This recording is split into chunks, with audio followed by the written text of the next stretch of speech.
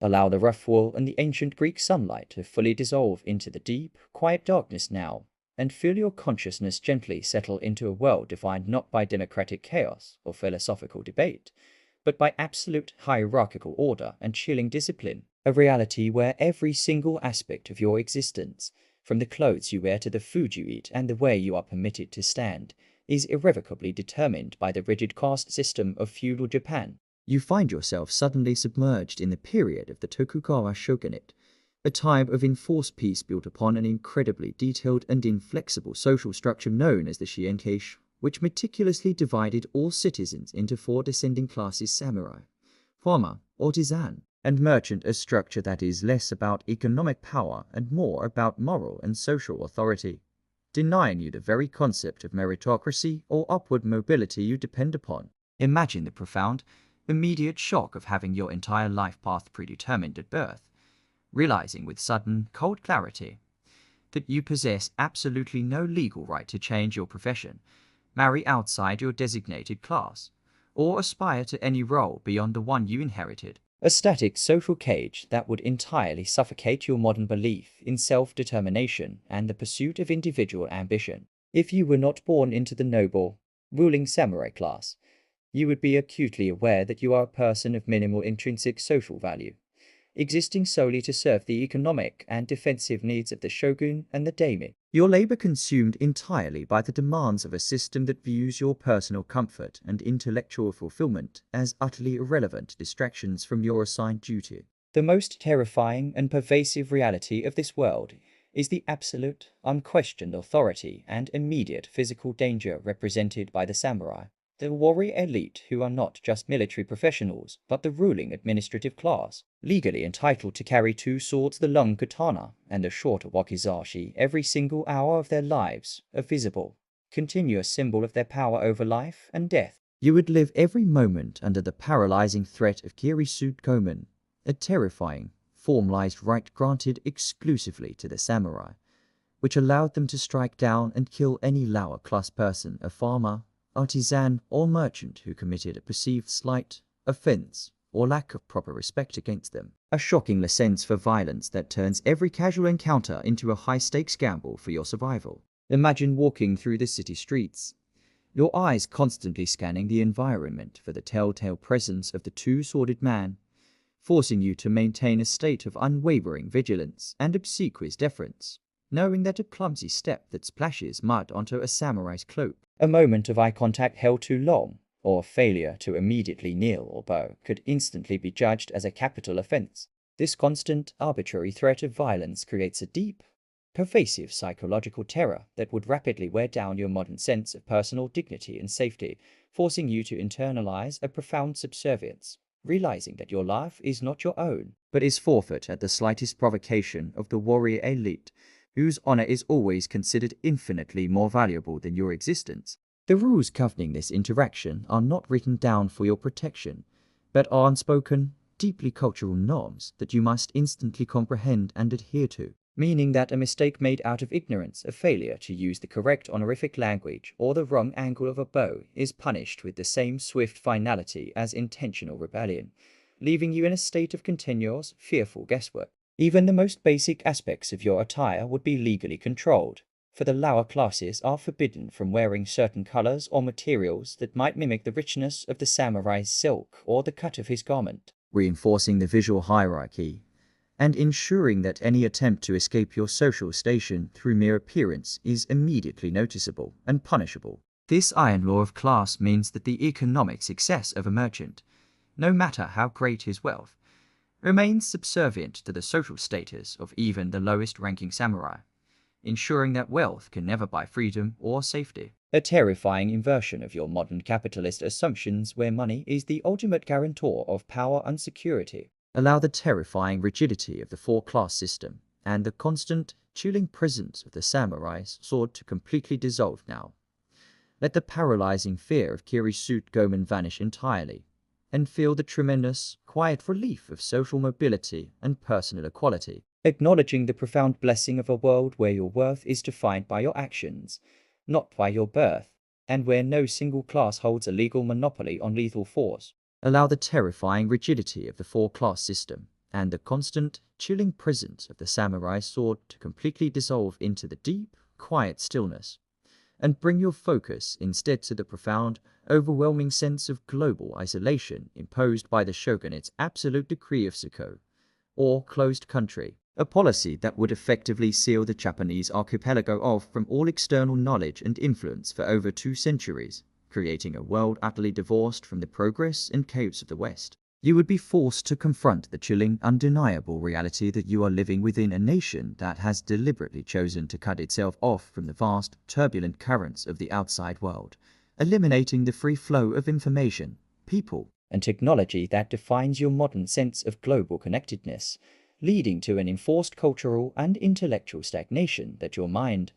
hungry for novelty and exchange, would find suffocating. Imagine the psychological despair of knowing that leaving Japan is a capital crime, with the punishment for any citizen attempting to travel abroad being immediate execution upon their return, a terrifying prohibition that instantly crushes any yearning for exploration, scientific curiosity, or the simple desire to understand how the rest of humanity lives,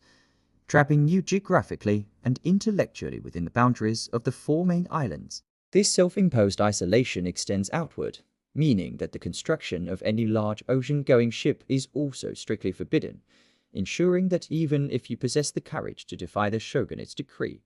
the technological means for making a successful, long-distance voyage across the vast, empty ocean simply do not exist, reinforcing the inescapable, final nature of your confinement within the island chain. The lack of reliable news from foreign lands would create a profound, frightening silence,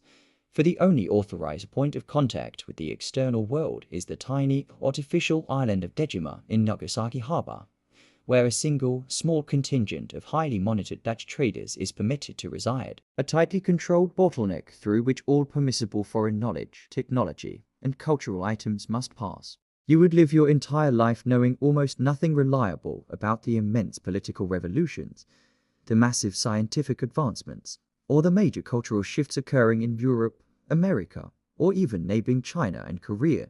existing in a state of perpetual historical lag, unaware that the feudal system that governs your every movement is rapidly becoming an antique relic on the global stage. This intellectual deprivation is enforced by a strict ban on foreign books, especially those related to Christianity or Western science, meaning that access to new ideas, particularly in medicine, astronomy, and military strategy, is intensely controlled and often dangerous,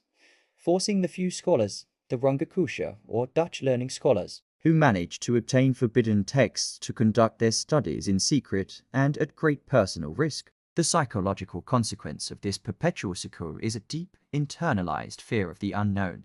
where everything foreign is automatically viewed with intense suspicion, not as a source of potential enrichment or innovation, but as a direct, contaminating threat to the established, rigid order of the shogunate, turning intellectual curiosity into an act of disloyalty. You would find yourself operating in an enclosed environment where the greatest philosophical debates and technological solutions of your own time are completely inaccessible, creating a sense of profound professional and intellectual frustration, realizing that your ability to improve your craft, your medical knowledge, or your understanding of the universe is artificially and ruthlessly limited by the iron will of the ruling military government. Allow the vast, empty, terrifying silence of the closed sea and the crushing weight of the Siko decree to completely dissolve now. Let the anxiety over forbidden knowledge and the fear of the single exit door vanish entirely, and feel the tremendous, quiet relief of unrestricted global communication and movement, acknowledging the profound blessing of a world where every book is a potential download and every horizon is accessible. Allow the psychological weight of the sealed archipelago and the vast, empty silence of the sea to completely dissolve from your awareness, and bring your focus instead to the most visceral, constant, and inescapable source of anxiety in all of feudal Japan, the absolute, terrifying, and profound reliance on a single grain rice which serves simultaneously as the primary currency, the measure of all social worth, and the sole nutritional guarantor of your continued fragile existence. You would be forced to confront the harsh, political truth that your life is fundamentally quantified in units of koku, a feudal measure representing the amount of rice required to feed one person for 1 year, realizing that the entire complex, rigid economic system of the shogunate is built upon the yield, storage, and ruthless taxation of this single crop, making the health of every stalk in the paddy field a direct determinant of your personal survival and the state's stability. Imagine the perpetual, deep-seated anxiety that consumes the farmer's year, where every morning begins with a fearful glance toward the sky, knowing that the smallest deviation in the climate, a late spring frost, an intense summer drought, or a devastating typhoon sweeping in from the Pacific could instantly and irrevocably condemn your entire village to starvation, because the meager surplus you manage to produce is already earmarked for the tax collector. The immense physical labor required to produce this essential grain would be a ceaseless, back-breaking commitment, demanding hours spent bent over in the flooded, leech-infested paddy fields manually transplanting rice seedlings into the cold, nutrient-poor mud, enduring the scorching summer sun and the endless, aching repetition that leaves your lower back perpetually damaged and your hands calloused beyond recognition. Your economic status is cruelly defined by the quality of the rice you are permitted to consume. While the high-ranking samurai enjoy the refined, soft, and easily digestible polished white rice, a symbol of their leisure and status, you, the commoner, must rely primarily on cheaper, coarser grains like millet, barley, or brown rice, which are nutritionally superior but symbolically inferior, reinforcing the hierarchy with every single meal. The primary deficiency your modern body would immediately mourn is the almost total absence of high-quality animal protein and dairy, a result of a combination of bullish dietary restrictions that discourage the consumption of four-legged animals, and the sheer economic inefficiency of raising cattle for milk and meat in a mountainous terrain where every cultivable inch is dedicated to the production of rice. You would find yourself perpetually existing in a state of nutritional scarcity, where the rich, varied intake of proteins, vitamins, and complex fats you are accustomed to is replaced by a monotonous, repetitive cycle of grain and vegetables,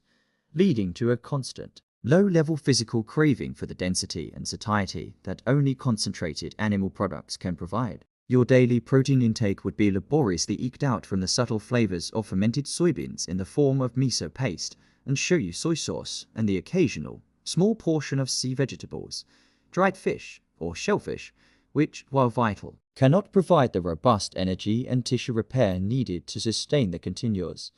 intense physical labor demanded by your agricultural existence. Imagine the intense psychological desire for sweetness, which is strictly limited to expensive, ceremonial sugar imported via the Dutch at great cost, or the seasonal availability of certain fruits,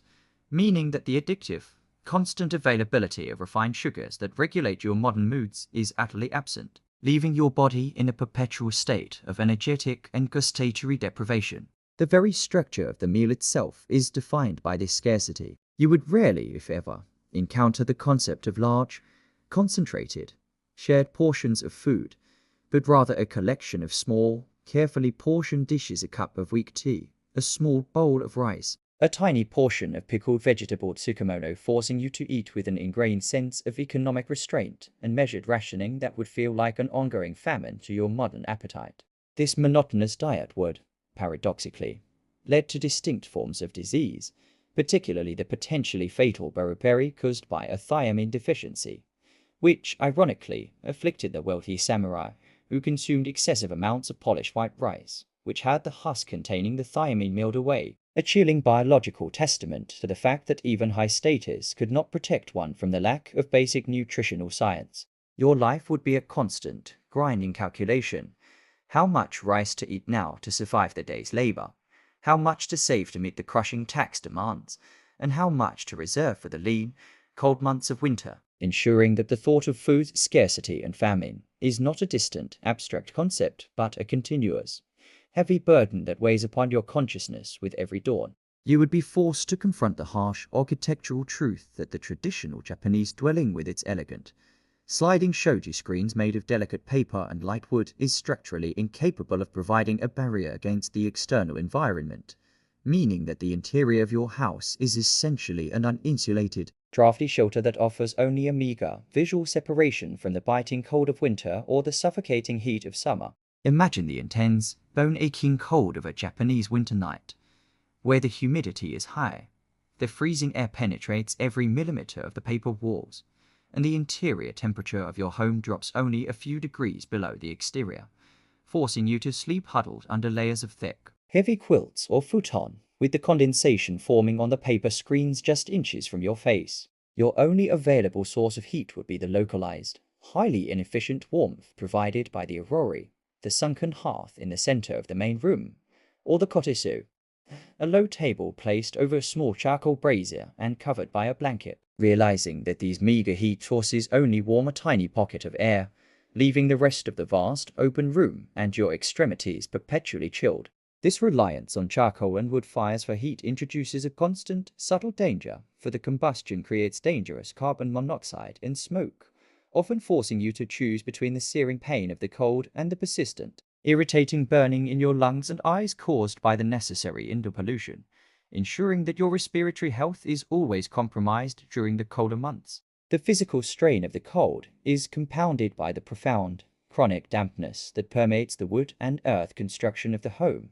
leading to persistent aches in your joints, frequent respiratory illnesses, and the constant threat of pneumonia, as the lack of effective indoor heating and ventilation transforms your sleeping space into a continuous incubator for mold and cold-related sickness. When the season inevitably shifts, the misery is exchanged for the equally profound suffering of the scorching, high-humidity Japanese summer, where the same open architectural design that invited the winter cold now traps the dense, stagnant heat and moisture, turning your home into a suffocating, airless steam bath that prevents any possibility of cooling relief. You would endure days and nights of continuous sweating and restless discomfort, unable to escape the relentless humidity that makes your clothing cling to your skin and the tatami mats feel perpetually damp, knowing that the only available relief is the crude, manual fanning of air or the temporary, external breeze, as the powerful, efficient mechanical dehumidification and cooling of your modern air conditioner is an unimaginable fantasy. This continuous exposure to thermal extremes, coupled with the inability to achieve a truly comfortable core temperature, results in a state of chronic sleep deprivation and physical exhaustion, as your body is constantly spending precious energy struggling to regulate its temperature, preventing the deep, restorative rest that is essential for both physical repair and mental clarity. The psychological consequence of this relentless battle against the elements within your own walls is a pervasive feeling of environmental helplessness, realizing that you are merely a guest in your own home, completely subject to the unmitigated, indifferent cruelty of nature, unable to create the personal, climate-controlled sanctuary that your modern lifestyle assumes is a fundamental human right. Allow the rough wool and the ancient Greek sunlight to fully dissolve into the deep, quiet darkness now, and feel your consciousness gently settle into a world defined not by democratic chaos or philosophical debate, but by absolute hierarchical order and chilling discipline, a reality where every single aspect of your existence, from the clothes you wear to the food you eat and the way you are permitted to stand, is irrevocably determined by the rigid caste system of feudal Japan. You find yourself suddenly submerged in the period of the Tokugawa shogunate, a time of enforced peace built upon an incredibly detailed and inflexible social structure known as the Shienkeish, which meticulously divided all citizens into 4 descending classes: samurai, farmer, artisan, and merchant, a structure that is less about economic power and more about moral and social authority, denying you the very concept of meritocracy or upward mobility you depend upon. You would be forced to confront the harsh truth that the widespread, uniform electric street lighting that allows you to move freely and safely after dusk is an unimaginable fantasy, meaning that the sprawling cities of Edo and Kyoto, and certainly the winding country roads, are plunged into a primitive, inky blackness that renders vision functionally useless and transforms every unexpected sound into a potential threat. Imagine the intense psychological burden of navigating this nightly void, where your ability to travel depends entirely on the meager, temporary light provided by a paper lantern, or chin, which casts only a small, flickering circle of visibility that emphasizes the terrifying, opaque shadows stretching out just beyond the edges of the bamboo frame, forcing you to move slowly, cautiously, and with every nerve alert. This reliance on primitive, open flame lighting introduces a constant, subtle anxiety about fire. For the vast majority of buildings your own house, the shops, and the temples are constructed almost entirely of dry wood and paper, ensuring that a single-tipped lantern or a rogue spark from a charcoal brazier can initiate a devastating, uncontrollable conflagration that can sweep through an entire neighborhood in minutes, erasing all property and life. The darkness itself becomes a territory claimed by two distinct, terrifying forms of danger: the very real and immediate threat of human violence and social unrest, and the powerful, deeply ingrained cultural fear of the supernatural and the unseen, turning every walk after sunset into a battle against both earthly brigands and the ethereal forces of the night. You would live with the knowledge that the lack of efficient municipal policing means the cover of darkness is a sanctuary for bandits, rogue unknown, and gangs who prey on the unprotected traveler, forcing all commerce and necessary movement to grind to a halt at sundown, ensuring that anyone caught traveling alone is seen as an easy, vulnerable target for robbery or murder. Compounding this human peril is the pervasive cultural belief in the Waikaya, the vast pantheon of restless spirits, malevolent demons, and strange, shape-shifting creatures that are thought to emerge and roam freely during the hours of Kapuno Toki, the time of deepest darkness, a terrifying, ingrained folklore that fills the shadows with psychological menace and guarantees that your fear is not merely rational, but supernatural. Imagine the absolute panic of hearing a strange, unfamiliar sound emanating from the dense bamboo forest or the dark alleys, a chilling, echoing laughter, the rhythmic scrape of a wooden sandal, or the unsettling rustle of heavy fabric, and having your rational modern mind instantly overwhelmed by the possibility that you are being stalked by a vengeful ghost, a monstrous ogre, or a kitsune spirit disguised in human form. This continuous fear of the night creates a profound and unsustainable limitation on your social and professional life, preventing you from attending necessary meetings, visiting distant friends, or conducting business that requires travel after dark, effectively shortening your usable day and reinforcing the isolation and localism of your existence. The simple, profound freedom of walking unburdened and unafraid through a brightly lit street, trusting the power of electricity to banish the dark and hold back the criminal element, is a luxury so fundamental that its complete absence in feudal Japan would impose a deep, exhausting sensory and psychological claustrophobia upon your modern, security-conscious soul. You would be forced to confront the harsh reality that the comfortable, supportive, and cushioned footwear you rely upon with its advanced arch support, shock absorption, and soft, pliable leather is an unimaginable luxury, replaced instead by the pervasive, unforgiving wooden structures of geta and the rough, abrasive weave of zedri, primitive forms of footwear that offer virtually no physical concession to the shape or needs of the human foot. Imagine the continuous, jarring impact of walking mile after mile in tall, heavy geta, the elevated wooden clogs designed to lift your feet above the omnipresent mud and filth of the streets, realizing that every step requires a conscious, exhausting muscular effort to lift and balance the wooden platform, placing enormous strain on your ankles, calves, and lower back as you navigate uneven, unpaved roads. The common, everyday footwear of the lower classes, the zedri, is constructed from tightly braided straw, which provides minimal protection, zero arch support, and possesses an abrasive texture that, when combined with the constant friction of the split-toe tabi sock or bare skin, guarantees the continuous formation of blisters, calluses, and painful abrasions, making your feet perpetually sore and inflamed. This lack of supportive footwear means that you would inevitably develop chronic, debilitating foot and joint problems, as the cumulative damage of walking on hard, unyielding wood and straw over rough terrain would rapidly lead to plantar fasciitis, strained ligaments, and irreversible damage to the cartilage in your knees, transforming the essential act of daily movement into a continuous, slow-motion injury. Compounding this external physical suffering is the intense, unwavering cultural and architectural demand to remove your footwear before entering any building, a profound ritual that is not merely a polite custom, but an absolute, non-negotiable necessity dictated by the sacred status of the tatami mat floor, the woven rice straw surface that defines the interior space. Imagine the tedious, continuous interruption to your day, forcing you to stop, crouch, and meticulously manage the removal and placement of your uncomfortable footwear at the threshold of every home, tea house, temple, and even some public buildings. A repetitive, socially monitored process that would consume countless minutes of your time and demand constant, focused attention to avoid a catastrophic social error. The tatami mat is the heart of the Japanese domestic aesthetic and a source of intense symbolic value, serving not only as the floor but also as the primary seating surface, the sleeping platform, and a measurement of room size, meaning that any failure to keep it absolutely clean and free from outside contamination is viewed not merely as sloppiness, but as a profound act of disrespect and cultural violation. You would live with the constant,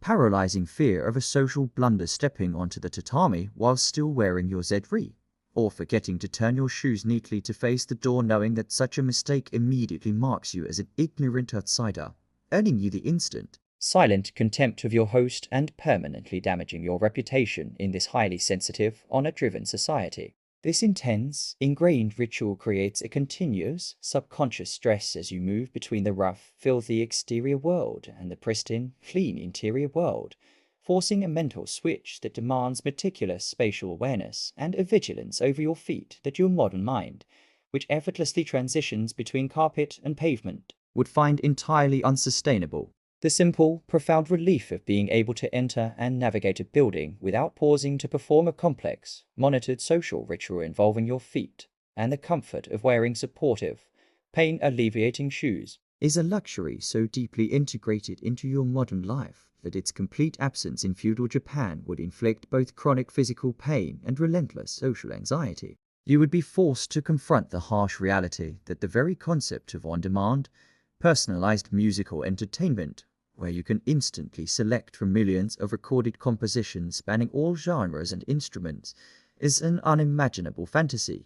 meaning that your exposure to music is purely conditional, fleeting, and dictated by rare, expensive public performances or the simple sounds of nature and human labor. Imagine the overwhelming dominance of silence and ambient noise in your life, where the soundscape is reduced to the natural elements: the wind whistling through the shoji screens, the rhythmic dripping of rainwater,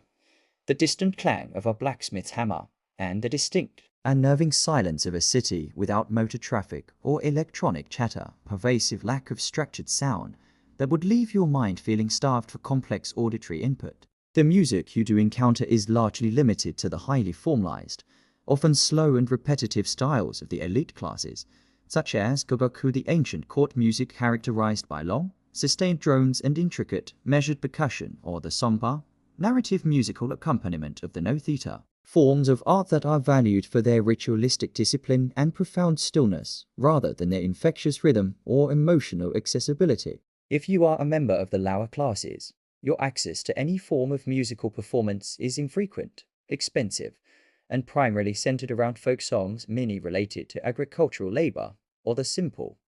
narrative accompaniment of the biwa, a short-necked lute, or the koto, a long, zither-like instrument. Realizing that the rich orchestral scores and the complex instrumentation that saturate your modern experience are entirely beyond reach, this lack of musical variety would impose a continuous, low-grade sensory deprivation upon your modern brain, which relies heavily on music for mood regulation, emotional release, and cognitive stimulation, forcing you into a state of perpetual internalized quietude that rapidly becomes monotonous and psychologically draining. Furthermore, the entire environment is devoid of the countless sources of electronic and mechanical sound that color your modern life. No radios, no television, no digital alerts, no traffic noise, and no amplified sound, creating an unnatural, unnerving auditory void where every single sound is acoustic, immediate, and utterly lacking in the comforting, mediated distortion of technology. The absence of recorded sound means that every song, every lecture, and every piece of music is a transient, ephemeral event that exists only for the moment of its performance, vanishing forever once the musician stops playing, creating a terrifying intellectual fragility where all artistic heritage and knowledge must be passed down through imperfect human memory, constantly risking corruption or loss. This pervasive silence and the limited range of sonic stimulation would compel your mind to be constantly focused on the immediate environment, amplifying every minor domestic sound: the rustling of a neighbor's clothes, the creaking of the wooden floorboards, the slow, rhythmic sweep of a broom, turning the subtle background noise of daily life into an irritating, hyper-audible distraction that prevents deep, contemplative thought. The inability to simply put on headphones and retreat into a private, curated soundscape, or to use music as an instant, potent tool for emotional regulation and escape, would strip away a vital component of your modern mental coping mechanism, leaving you completely exposed to the raw, unmediated anxieties of your environment and the unchanging drone of the feudal system. You would be forced to confront the harsh reality that the famous T-Cade, the main artery connecting the shogun's capital of Edo, Tokyo, to the imperial city of Kyoto, is not a modern, well-paved highway designed for rapid transit, but a rough, unpaved, and perpetually congested dirt road, requiring days and weeks of exhausting, continuous walking to traverse, imposing a relentless toll on your feet and your body. Imagine the intense physical fatigue of this mandatory foot travel, realizing that there are no stagecoaches, no public buses, and no wheeled transport available for commoners, forcing you to carry all your meager possessions on your back while navigating steep mountain passes, crossing shallow rivers by wading, and enduring the unpredictable extremes of weather, all on feet already damaged by the abrasive Zedri sandals. The most terrifying aspect of any journey is the encounter with the numerous, strategically placed sekisho,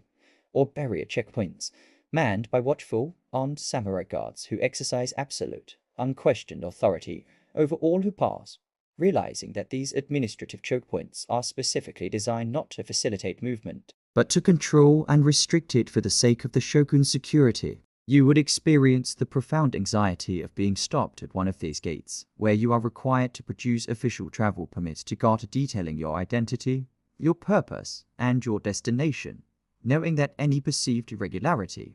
any missing stamp, or any failure to display the appropriate low-status deference could result in immediate detention, severe punishment, or the complete denial of further passage. The shogunate's control is particularly focused on ensuring that no large guns enter the capital, and more crucially, enforcing the system of Senkinkai alternate attendance, which required the wives and children of the regional lords daimyo to remain in Edo as permanent hostages, meaning that guards at the checkpoints are obsessively searching for guns entering and women leaving the honor ni dep. If you are a woman traveling alone or with a group, the scrutiny of the sekisho is intensified and often humiliating, requiring explicit, detailed documentation and personal inspection to ensure you are not one of the high-ranking daimyo wives attempting to flee the capital, transforming the simple act of internal travel into an oppressive and intimidating ordeal. The vast majority of the landscape is dominated by unmanaged, wild mountainous terrain, where the paths are treacherous, prone to landslides, and frequently beset by very real threats of bandits, unknown and wild animals, forcing every traveler to move in large, protective groups and to spend extra resources hiring local guides and paying for protection services at the inns. The economic cost of travel is also immense. For every night, you must pay for a space at the designated post town in Shukuba, where the costs are fixed and often high due to the monopoly granted by the shogunate, further depleting your limited financial reserves and ensuring that any long-distance journey is a rare, life-defining expense reserved only for the most urgent pilgrimage or essential trade mission. This combination of extreme physical hardship, severe administrative restrictions, and high economic cost means that the vast majority of commoners never travel more than a few days' walk from their birth village, leading to a profound, lifelong provincialism and isolation, where your understanding of the rest of Japan is based only on rumors carried by the occasional traveler. The ancient Japanese used an unequal temporal system Feudal Tokuho that divided both the daytime and the nighttime into 6 temporary hours each. Realizing that the actual length of these hours constantly stretched and shrank with the changing seasons, imagine the absolute difficulty of coordinating any activity with precision, knowing that the length of a daytime hour in the short, dark winter could be only 40 minutes long, but would expand drastically to nearly 80 minutes during the long, bright days of summer, forcing you and your neighbors to constantly adjust your internal clocks and schedules to a fluid, moving reference point. This time system relies on measuring the length of the sun's arc during the day and the length of the night between sunset and sunrise, dividing those 2 unequal spans into 6 equal sections, a necessity that ensures that the exact moment when the 3rd hour of the day ends in spring is fundamentally different from the time that the 3rd hour of the day ends in autumn,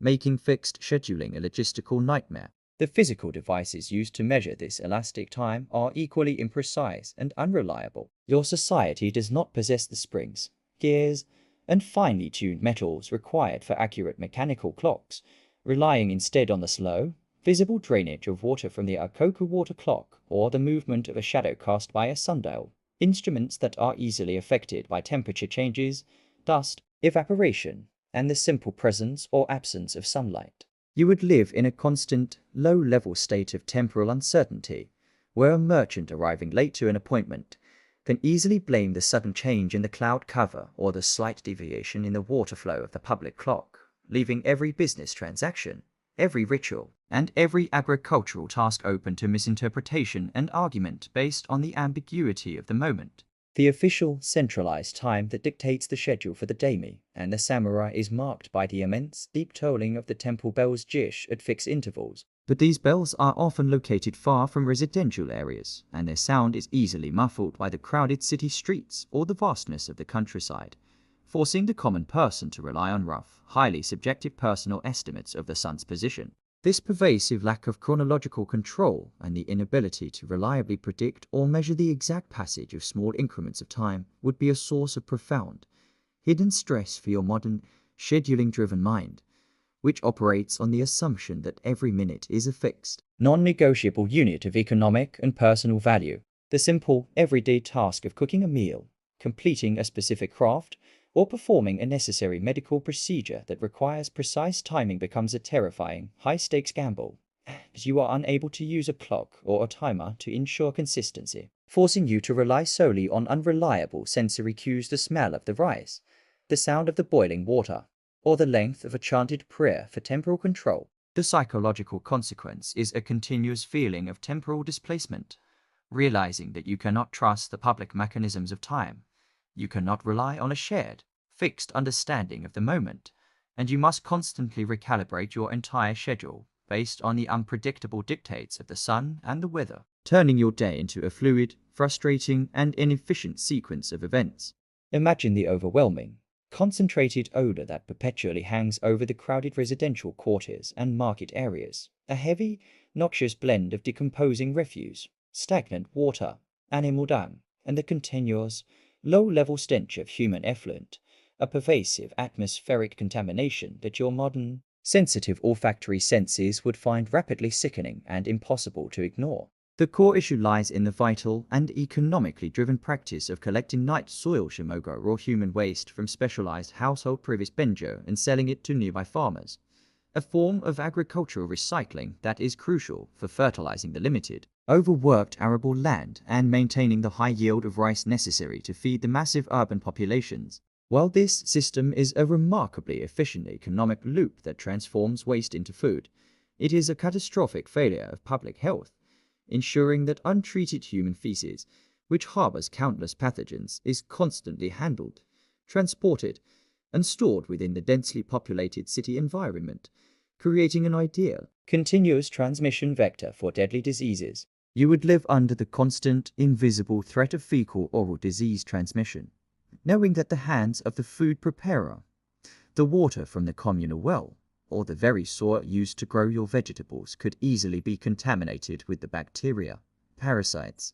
and viruses such as typhoid, cholera, dysentery, and intestinal worms that flourish in the unsanitized environment. The collection of this night soil, which often involves specialized waste workers scooping the raw sewage directly from cesspits and loading it onto large, uncovered buckets or carts, transforms the streets and riverbanks into a continuous, high-risk zone, leaving trails of contamination that are constantly tracked into homes and businesses on the soles of feet and the ubiquitous Edri sandals. Even the most basic acts of domestic life are compromised. The traditional Japanese home, with its thin shoji walls, often has its privy located dangerously close to the cooking area or the water source, leading to unavoidable cross-contamination that guarantees your family will suffer from frequent bouts of severe, debilitating, and potentially fatal gastrointestinal illness. The psychological consequence of this pervasive filth is a profound, unconscious sense of bodily insecurity, realizing that you cannot trust the ground you walk on, the air you breathe, or even the hands of the person who prepared your meal, forcing you to exist in a continuous state of biological siege against unseen microbial enemies that your society has no concept of and no defense against. This endemic filth creates a high baseline level of illness in the population, ensuring that the average person lives with a low-grade chronic sickness, constant diarrhea, parasite infestations, or recurring fever that continuously saps your energy and prevents you from achieving the robust, high-functioning state of health that you associate with modern wellness.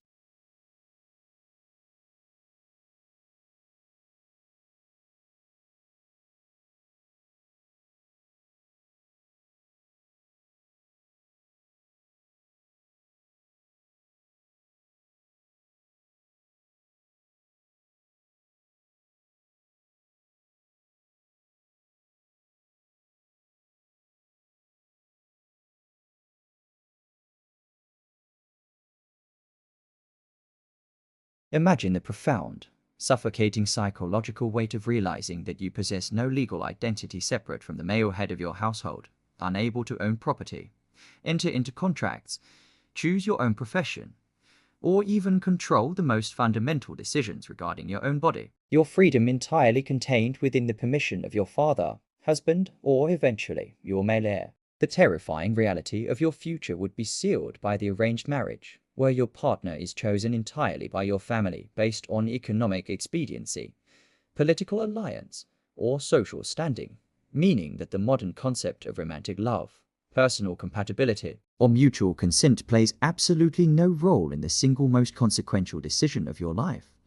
forcing you into a perpetual intimacy with a man who is legally your master. Upon marriage, you become legally and spiritually absorbed into your husband's family, forfeiting any connection to your birth family except through his permission, leaving you in the terrifying position of being entirely dependent on the goodwill and acceptance of your new in-laws, particularly the powerful, critical figure of your mother-in-law, who holds significant, traditional authority over your behavior and management of the household. Your social value is almost entirely predicated on your reproductive capacity specifically, your ability to produce a male heir to carry on the husband's family line, a profound, constant pressure that transforms pregnancy and childbirth into a high-stakes, terrifying gamble where a failure to produce sons could lead to rejection, social shaming, or the traumatic introduction of a concubine to fulfill your perceived duty. The process of divorce is brutally unequal, for while a man could easily dismiss his wife with a simple written document based on perceived failures such as disobedience, jealousy, talkativeness, or even failing to bear children, a woman had virtually no legal recourse to leave an abusive, neglectful, or incompatible marriage, essentially trapping her until death or the intervention of a benevolent male relative. In the rare cases where a woman sought separation, her only formalized path was to flee to a specialized refuge temple called Kakomidera, where, after a period of intense religious servitude and negotiation, the temple might intercede on her behalf to compel her husband to grant a divorce, a desperate and difficult measure available only to a minuscule fraction of the population, highlighting the near-total lack of legal protection. This constant legal vulnerability ensures that the woman's life is defined by intense, continuous emotional self-regulation, forcing her to suppress all visible signs of anger, jealousy, or individual ambition, realizing that any emotional outburst, no matter how justified, could be interpreted as the unforgivable sin of disobedience, providing her husband with the legal justification for immediate dismissal. The psychological consequence is a profound, enforced silence and invisibility, where your greatest thoughts, your deep personal desires, and your sharpest intellectual capabilities must remain perpetually hidden,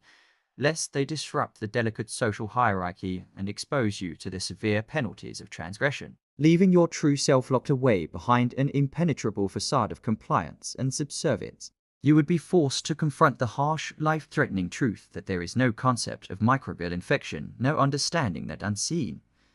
tiny organisms are the cause of fever, disease, and post-operative death, meaning that every surgical incision, every bandaged wound, and every shared communal water source is a lethal, invisible gateway for pathogens that the local healers are completely powerless to stop. Imagine the absolute terror of needing surgery, realizing that any medical professional who attempts to operate does so without anesthesia, without sterile instruments, and often without accurate anatomical knowledge, guaranteeing that the procedure is excruciating, highly likely to lead to agonizing post-operative infection, and often results in death from sepsis, a cruel reality that makes the risk of the cure almost as terrifying as the disease itself. Your primary form of treatment would be the reliance on traditional herbal medicine camp, which involves complex decoctions of roots, bark, and dried plant matter, often administered in highly bitter, difficult-to-stomach mixtures that, while occasionally offering symptomatic relief, lack the standardized potency and targeted efficacy of modern pharmaceutical drugs, leaving you to endure weeks of debilitating illness, hoping for a slow, natural recovery. One of the most common and painful therapeutic techniques you would endure is moxibustion okai, which involves placing small, cone-shaped amounts of dried mugwort on various pressure points or injured areas of the skin, and then deliberately lighting the mugwort on fire, allowing it to burn down and extinguish itself right on the skin, causing a small, controlled third-degree burn meant to stimulate circulation or draw out the ailment, while having deep cultural roots, transforms the act of seeking wellness into an ordeal of inflicted physical suffering, violating your modern expectation that medical treatment should be painless and precise. Compounding this medical primitive is the pervasive reliance on superstition and religious rites. Often, the distinction between the doctor and the priest or shaman is blurred, meaning that a severe illness is frequently attributed to a vengeful ancestor, a malevolent waikai, or a lack of religious piety, forcing you to spend valuable time and meager resources on rituals, prayers, and expensive talismans rather than on effective physical treatment. The lack of widespread, accurate anatomical knowledge among general practitioners ensures that misdiagnosis is rampant. Common ailments like appendicitis, kidney stones, or complex fractures are often mistaken for simple digestive upset or spiritual maladies, leading to ineffective treatment and inevitable, unnecessary death from conditions that your modern medicine cures with simple intervention. The only slight hope for modern knowledge exists with the Rongakusha Dutch learning scholars, who risked severe punishment to translate and study forbidden Western medical texts obtained through the tiny window of Dejima. But this specialized knowledge is extremely rare, slow to disseminate, and largely available only to the highest echelons of the samurai class, leaving the common population entirely reliant on ancient, rudimentary techniques. This pervasive medical precarity ensures that childbirth is a terrifying, high-stakes gamble, lacking C-sections, antibiotics, or modern hygiene, with maternal and infant mortality rates that would horrify your modern sensibilities, guaranteeing that every birth event is fraught with the immediate, visceral danger of fatal complications from hemorrhage, sepsis, or prolonged, unresolvable labor. You would be forced to confront the harsh reality that the vast majority of the built environment, the homes, the walls, the fences, and the shops is constructed from unpainted, untreated, and aging wood and thatch, meaning that the dominant color palette of your daily life is a pervasive, unchanging blend of natural, muted earth tones, brown, grey, beige, and the pale of white of paper screens and straw mats. Imagine the overwhelming simplicity of the average person's attire, realizing that the vibrant, chemically stabilized colors that define your wardrobe are absent, replaced instead by simple, durable garments dyed primarily with natural, dark, labor-intensive pigments like indigo deep blues or muted shades of brown and charcoal, colors chosen for their permanence and their ability to mask the constant presence of dirt and grime. This dominance of natural dyes and materials ensures that the daily scene is one of visual restraint and uniformity, a conscious aesthetic choice by the shogunate to reinforce the social hierarchy,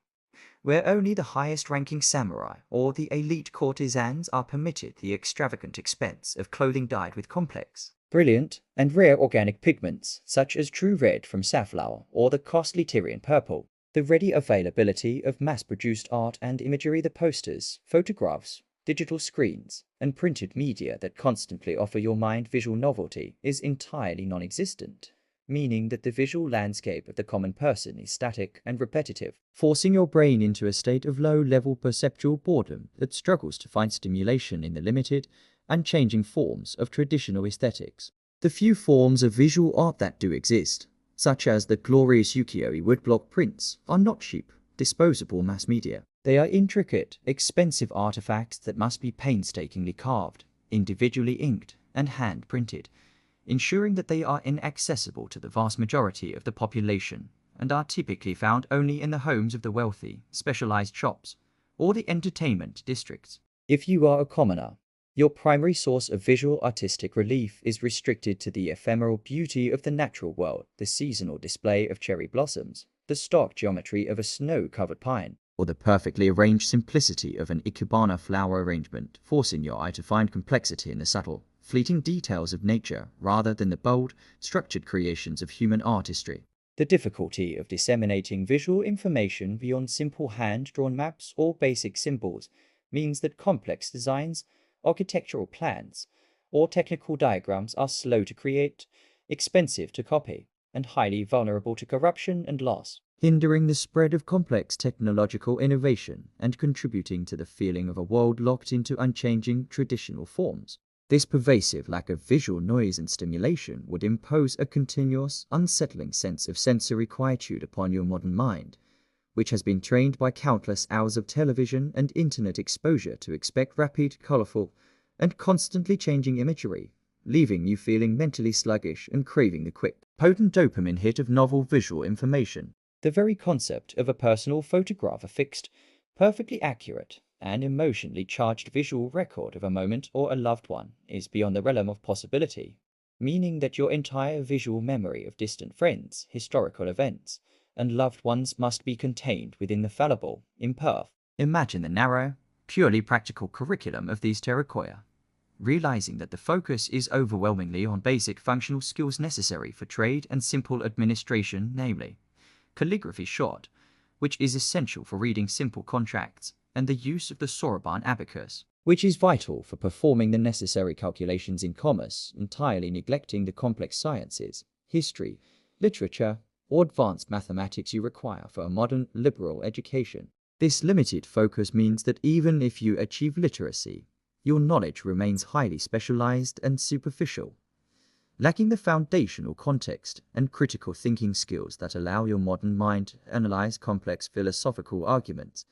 understand scientific principles, or engage in the abstract thought necessary for innovation, locking you into a purely practical, utilitarian mode of existence. The high cost of education would further restrict access, for while terracotta were often cheaper than private tutoring, they still required fees, and more importantly, they required the student's time, forcing poorer families to make the agonizing choice between intellectual development and sending their children into the fields or workshops for necessary labor that contributed immediately to the family's survival. Consequently, while the literacy rate in feudal Japan was comparatively high for the PI industrial world, it remained fundamentally bifurcated by class and gender, with samurai receiving rigorous classical training while the commoner class possessed only rudimentary reading and calculation skills, and the education of women was heavily restricted to domestic virtues,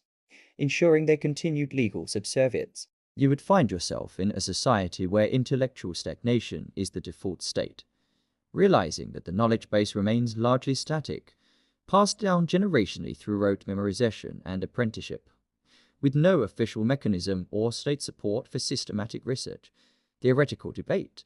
or the rapid, widespread dissemination of new, challenging ideas that could disrupt the established political order. The few forms of advanced intellectual pursuit, such as the forbidden study of Western science Rongaku or the reading of classical Chinese texts, are conducted by an incredibly small, elite group of scholars operating under constant fear of censorship and persecution by the shogunate,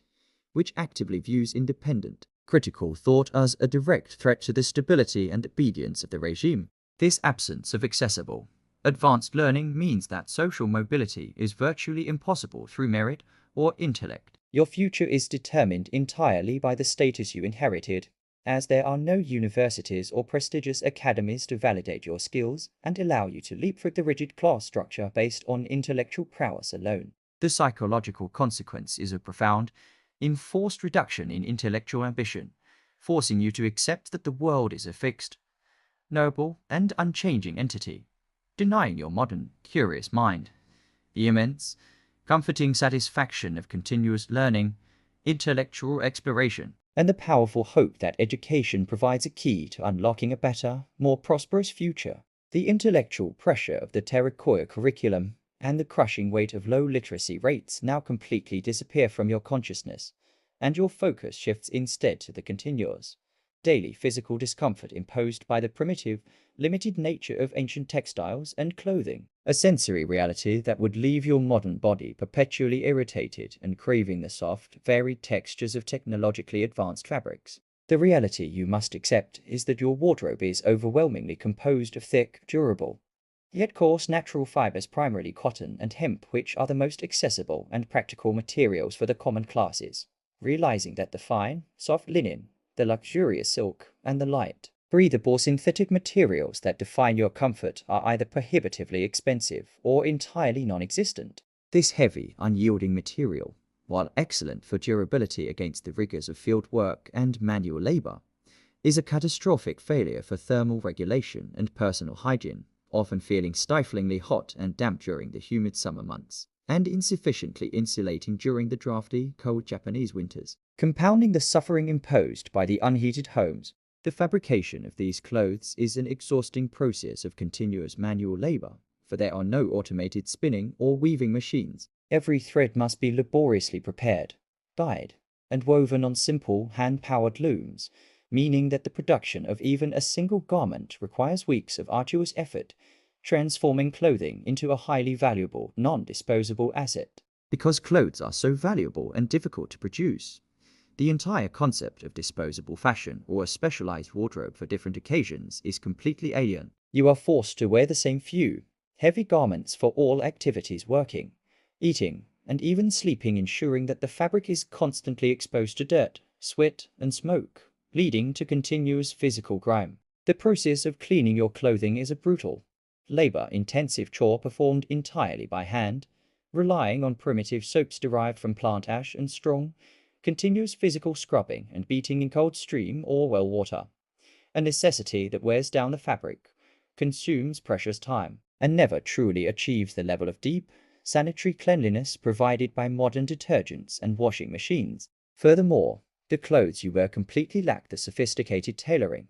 specialized cuts, and diverse sizing that allows modern garments to fit the human body precisely. Instead, the kimono and other common clothes are constructed from simple, straight panels of cloth that are draped and held together by sashes obier, requiring constant adjustment and lacking the supportive, secure fit you rely upon. This absence of elasticity and complex tailoring ensures that the clothes you wear are restrictive, sometimes ill-fitting, and always requiring conscious management, preventing the effortless, uninhibited freedom of movement that your modern body has been trained to expect from high-performance athletic or casual wear. The visual monotony extends to the style of dress, for while the samurai and elite classes wore different fabrics, the basic structure of the kimono, a wrap-around T-shaped garment, was universal, meaning that the lack of diversity in cut, texture, and color creates a visually simple, unvarying aesthetic that reflects the static, unchanging nature of the society itself. This continuous contact with coarse, abrasive, and often slightly soiled fabrics, combined with the difficulties of maintaining them, creates a perpetual, low-level sensory irritation on your skin,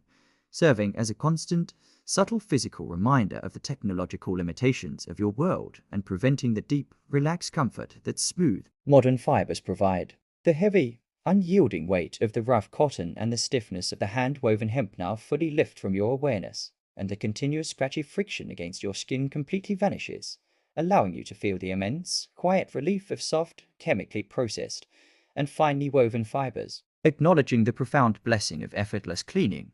precise tailoring, and the ability to choose fabrics that maximize both comfort and performance. The continuous, abrasive friction of the coarse hemp fibers and the low-grade irritation of the primitive clothing now fully lift from your awareness, and your focus settles instead upon the immediate, unrelenting culinary challenges and health risks imposed by the total absence of modern food preservation technology. Realizing that the convenience of refrigeration, freezing, and chemical preservatives is an unimaginable defense against the pervasive, continuous forces of microbial decay. The harsh reality you must confront is that the necessity of storing food for consumption during the long, lean winter months, or simply keeping fish fresh for more than a single day in the scorching, humid summer, forces the population to rely entirely on crude, ancient preservation techniques, primarily involving massive quantities of salt, drying, and fermentation, methods that drastically compromise the taste and, more importantly, the long-term health of the consumer. Imagine the overwhelming, constant presence of salt in your daily diet, realizing that the most critical foods, the precious fish harvested from the sea and the vegetables necessary for winter, must be heavily preserved through salting or pickling. Tsukemono a necessity that transforms the primary flavor of nearly every meal into an aggressive, sharp salinity that your modern palate, accustomed to low sodium refinement, would find utterly overwhelming. This reliance on salting and preserved foods results in a dangerously high, continuous sodium intake, a dietary reality that would inflict severe long-term damage on your cardiovascular system, contributing to endemic hypertension, high blood pressure, chronic kidney strain, and a significantly increased risk of stroke, making the very act of preserving food for survival a slow, self-inflicted poison. The process of fermentation, while creating complex, essential flavor agents like miso and shoyu soy sauce, is a high-risk, imprecise science, reliant on ambient temperature and airborne microbes, meaning that a batch of valuable food can easily spoil, sour, or develop dangerous molds, demanding a constant, vigilant monitoring of the storage vessels and transforming the cellar into a place of anxious speculation. The omnipresent fear of rapid spoilage would be a continuous source of low-level anxiety, particularly during the intense heat and humidity of the summer months, knowing that a single, unnoticed lapse in preservation, a jar not sealed tightly enough, or a piece of fish left unrefrigerated for a few hours, can transform a valuable food source into a rapid source of debilitating, fatal food poisoning. You would find yourself forced to eat meals that are not based on preference, but on immediacy, consuming food that has reached its peak freshness with a frantic haste, and reluctantly eating items that are visibly beginning to turn or smell slightly off, simply because the option of discarding valuable food is too economically ruinous for the common family to consider. The extreme efficiency of your modern refrigerator, a device that can instantly stop the process of microbial decay and hold food in a state of suspended freshness for weeks, is an unimaginable, life-saving miracle, meaning that the lack of it forces your domestic life to operate on a brutally short chronological cycle, demanding constant shopping, constant preparation, and constant vigilance against the forces of biological decay. Furthermore, the lack of modern canning and sealing techniques ensures that fresh produce is strictly seasonal and highly regional, meaning that the rich variety of fruits and vegetables your body requires are only available during fleeting windows of the agricultural year, trapping your nutritional intake in a cycle of monotony punctuated by brief, precious moments of fresh variety. This continuous need to battle decay and rely on harsh preservation methods creates a profound sense of dietary limitation and health insecurity. Realizing that every necessary step taken to ensure your long-term survival, sorting the fish, pickling the vegetables, is simultaneously damaging your internal organs and chipping away at your overall well-being. The pervasive, sharp taste of the extreme salt content and the constant, nagging fear of microbial spoilage now completely dissolve from your awareness, and the long-term physiological damage of the primitive diet vanishes, allowing you to feel the immense, quiet relief of refrigeration and chemical preservatives. Acknowledging the profound blessing of low-sodium options, controlled preservation, and the freedom from the tyranny of rapid food decay. The continuous, sharp taste of the extreme salt content and the pervasive, low-level fear of microbial food spoilage now completely dissolve from your awareness, and your focus shifts instead to the immense, unrelenting physical burden and the specific life-threatening dangers inherent in traveling the vast, primitive communication arteries, like the decade, realizing that the greatest obstacle is not the distance itself, but the deliberate, political choice to leave major rivers unbridged. The harsh reality you must accept is that the shogunate, in its meticulous desire to control movement and secure the capital, consciously forbade the construction of permanent, large-scale bridges over major, strategic waterways, transforming every significant river crossing into a perilous, expensive, and time-consuming administrative and physical ordeal designed to slow down the circulation of people and ideas. Imagine arriving at a major river like the Igawa, a notoriously swift and deep current, only to find absolutely no fixed bridge structure, realizing that your passage is entirely dependent on the river's current depth, the volatile mood of the weather, and the often exorbitant fee demanded by the official river ferrymen or human carriers, who hold a complete monopoly over this essential segment of the journey. You would experience the profound anxiety of having your entire fate placed in the hands of specialized river bearers Kawagoshi, strongmen who, for a fee proportional to your weight and social status, would strip down and carry you across the dangerously moving water on their backs or on a shoulder-high platform, a humiliating and terrifying transaction where a single misstep could result in your drowning and the loss of all your possessions. The physical toll of these crossings is immense and immediate, for even if you choose to wade through the shallow sections of the river, the cold water rapidly saps your body heat, saturates your essential hemp or cotton garments, and increases the risk of illness, forcing you to spend valuable time and energy drying your clothes and recovering from the exposure before you can resume your exhausting, foot-based trek. This system of unbridged rivers ensures that natural forces hold absolute veto power over your movement. A period of heavy, unseasonable rainfall upstream can transform a placid, wadeable river into a violent, impassable torrent in a matter of hours, forcing you to wait, sometimes for days or even weeks, on the riverbank, consuming your limited funds and completely disrupting any fixed schedule you might have attempted to keep. The overall difficulty of travel is compounded by the physical damage inflicted on your body by the necessity of walking tens of thousands of steps daily on the unpaved, perpetually rough surface of the roads, where sharp gravel, thick dust in the dry season, and deep, sticky mud in the wet season conspire to inflict continuous wear and tear on your feet and joints, already unsupported by primitive footwear. Your feet would be perpetually covered in a painful mixture of blisters, chafing wounds, and deep calluses,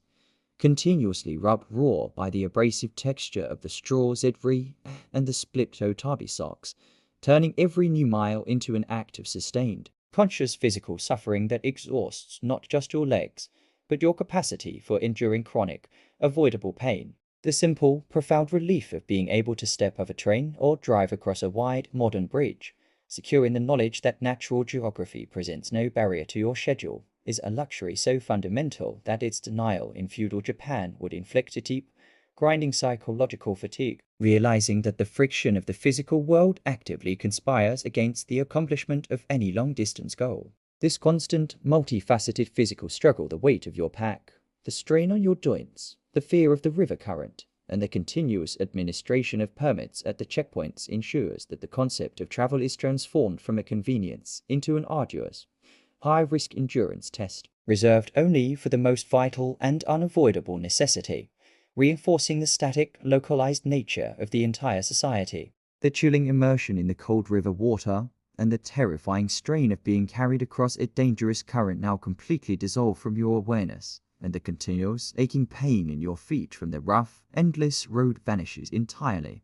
allowing you to feel the immense, quiet relief of paved highways and stable bridge structures, acknowledging the profound blessing of engineered infrastructure that makes natural barriers insignificant and travel effortless, safe, and swift. The chilling cold of the unbridged river and the continuous, aching pain of the rough road now fully dissolve from your awareness, and your focus settles instead upon the profound, continuous personal insecurity caused by the total absence of widespread, organized law enforcement and the terrifying, immediate threat of violence posed by the masterless warrior class. Realizing that your modern expectation of police protection is a complete fantasy. The harsh reality you must accept is that the formal policing structure of the shogunate is extremely limited and highly centralized, consisting primarily of the Metsuke inspectors and a small force of samurai constables, whose primary focus is not the daily safety of the common person or the investigation of petty crime, but the monitoring and suppression of threats to the ruling daimyo and the political order of the shogun. Imagine living in a world where the vast majority of crime prevention and conflict resolution is left to the local village headman or the neighborhood group jiningumi. Realizing that justice is highly subjective, often brutal, and entirely reliant on community consensus and the arbitrary power of local authorities, lacking the formalized, codified protection of a national legal system based on verifiable evidence. The most terrifying, unregulated source of violence is the unknown. The masterless samurai here, having lost their lord due to war, debt, or political disgrace, are stripped of their stipends and forced to wander the countryside. Realizing that these highly trained, heavily armed, and often desperate individuals exist entirely outside the legal control of the central authorities and view commoners as legitimate targets for extortion and violence, you would experience the paralyzing fear of encountering Arnin on the road or in a lonely post town, knowing that their superior social status, combined with their proficiency in using the katana, grants them a terrifying impunity, allowing them to engage in arbitrary violence, robbery, intimidation, or even murder without the common person having any realistic expectation of immediate legal retribution. The only effective defense against such lawless violence is not an appeal to the distant shogunate court, but the collective organization of the local community, forcing villages to pool their meager resources to hire their own temporary guards, or to rely on swift, often cruel forms of summary justice like communal shaming or exile to deter internal criminality. This lack of centralized law means that the common person is often placed in a cruel, impossible dilemma when violence occurs. Reporting a crime to the distant Metsuk or local samurai police is a highly bureaucratic and dangerous endeavor that might draw unwanted scrutiny to your entire village. But failing to report leaves the perpetrator free to continue his violence. The entire legal system is underpinned by the principle of collective responsibility, meaning that if one member of your 5-man neighborhood group Jiningumi commits a serious crime, the entire group is often held responsible and subject to punishment, a chilling deterrent that enforces social conformity through the continuous, anxious surveillance of one another. This profound lack of reliable, protective enforcement ensures that violence is an accepted, endemic risk of daily life,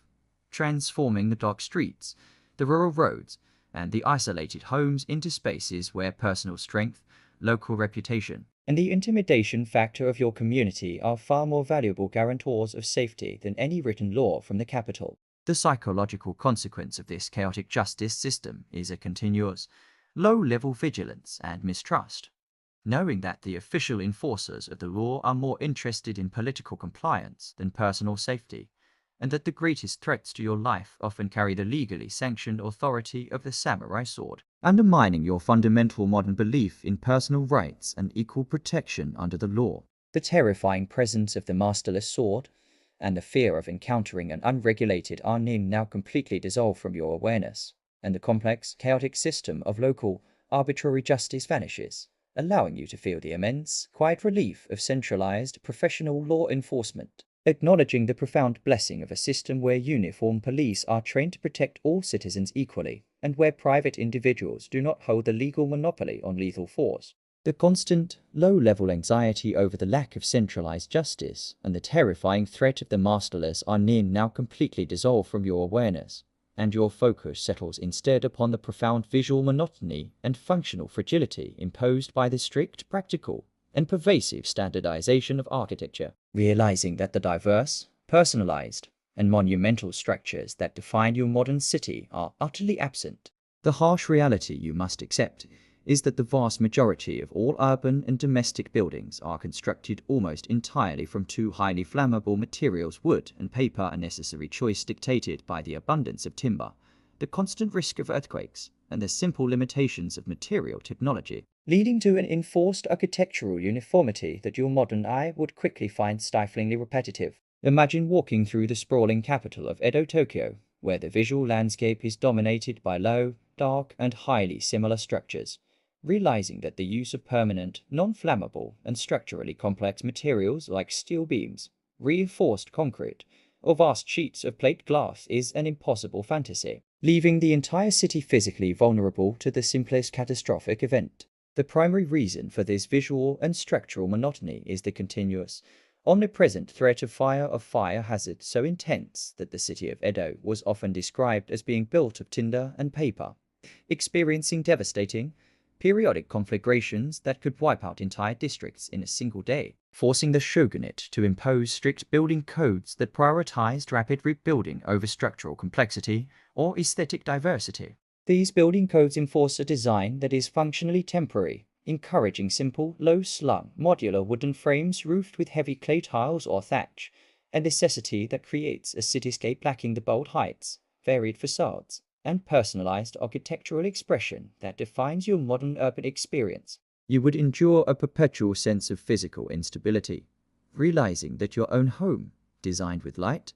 removable shoji and Fusuma screens, is not a sturdy, fixed sanctuary,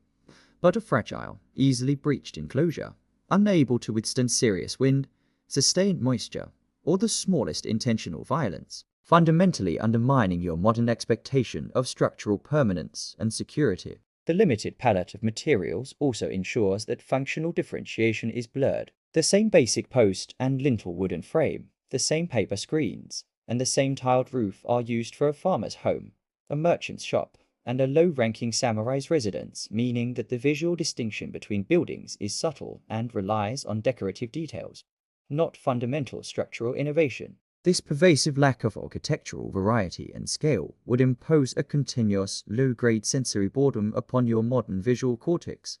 which has been trained by centuries of Western stone construction and modern skyscraper design to seek visual interest in bold, unique shapes, contrasting textures, and commanding verticality, finding only the subtle repetition of the wooden frame. Even the most basic utility of modern buildings, the widespread use of transparent glass for large windows that flood rooms with light while keeping out the elements, is entirely absent,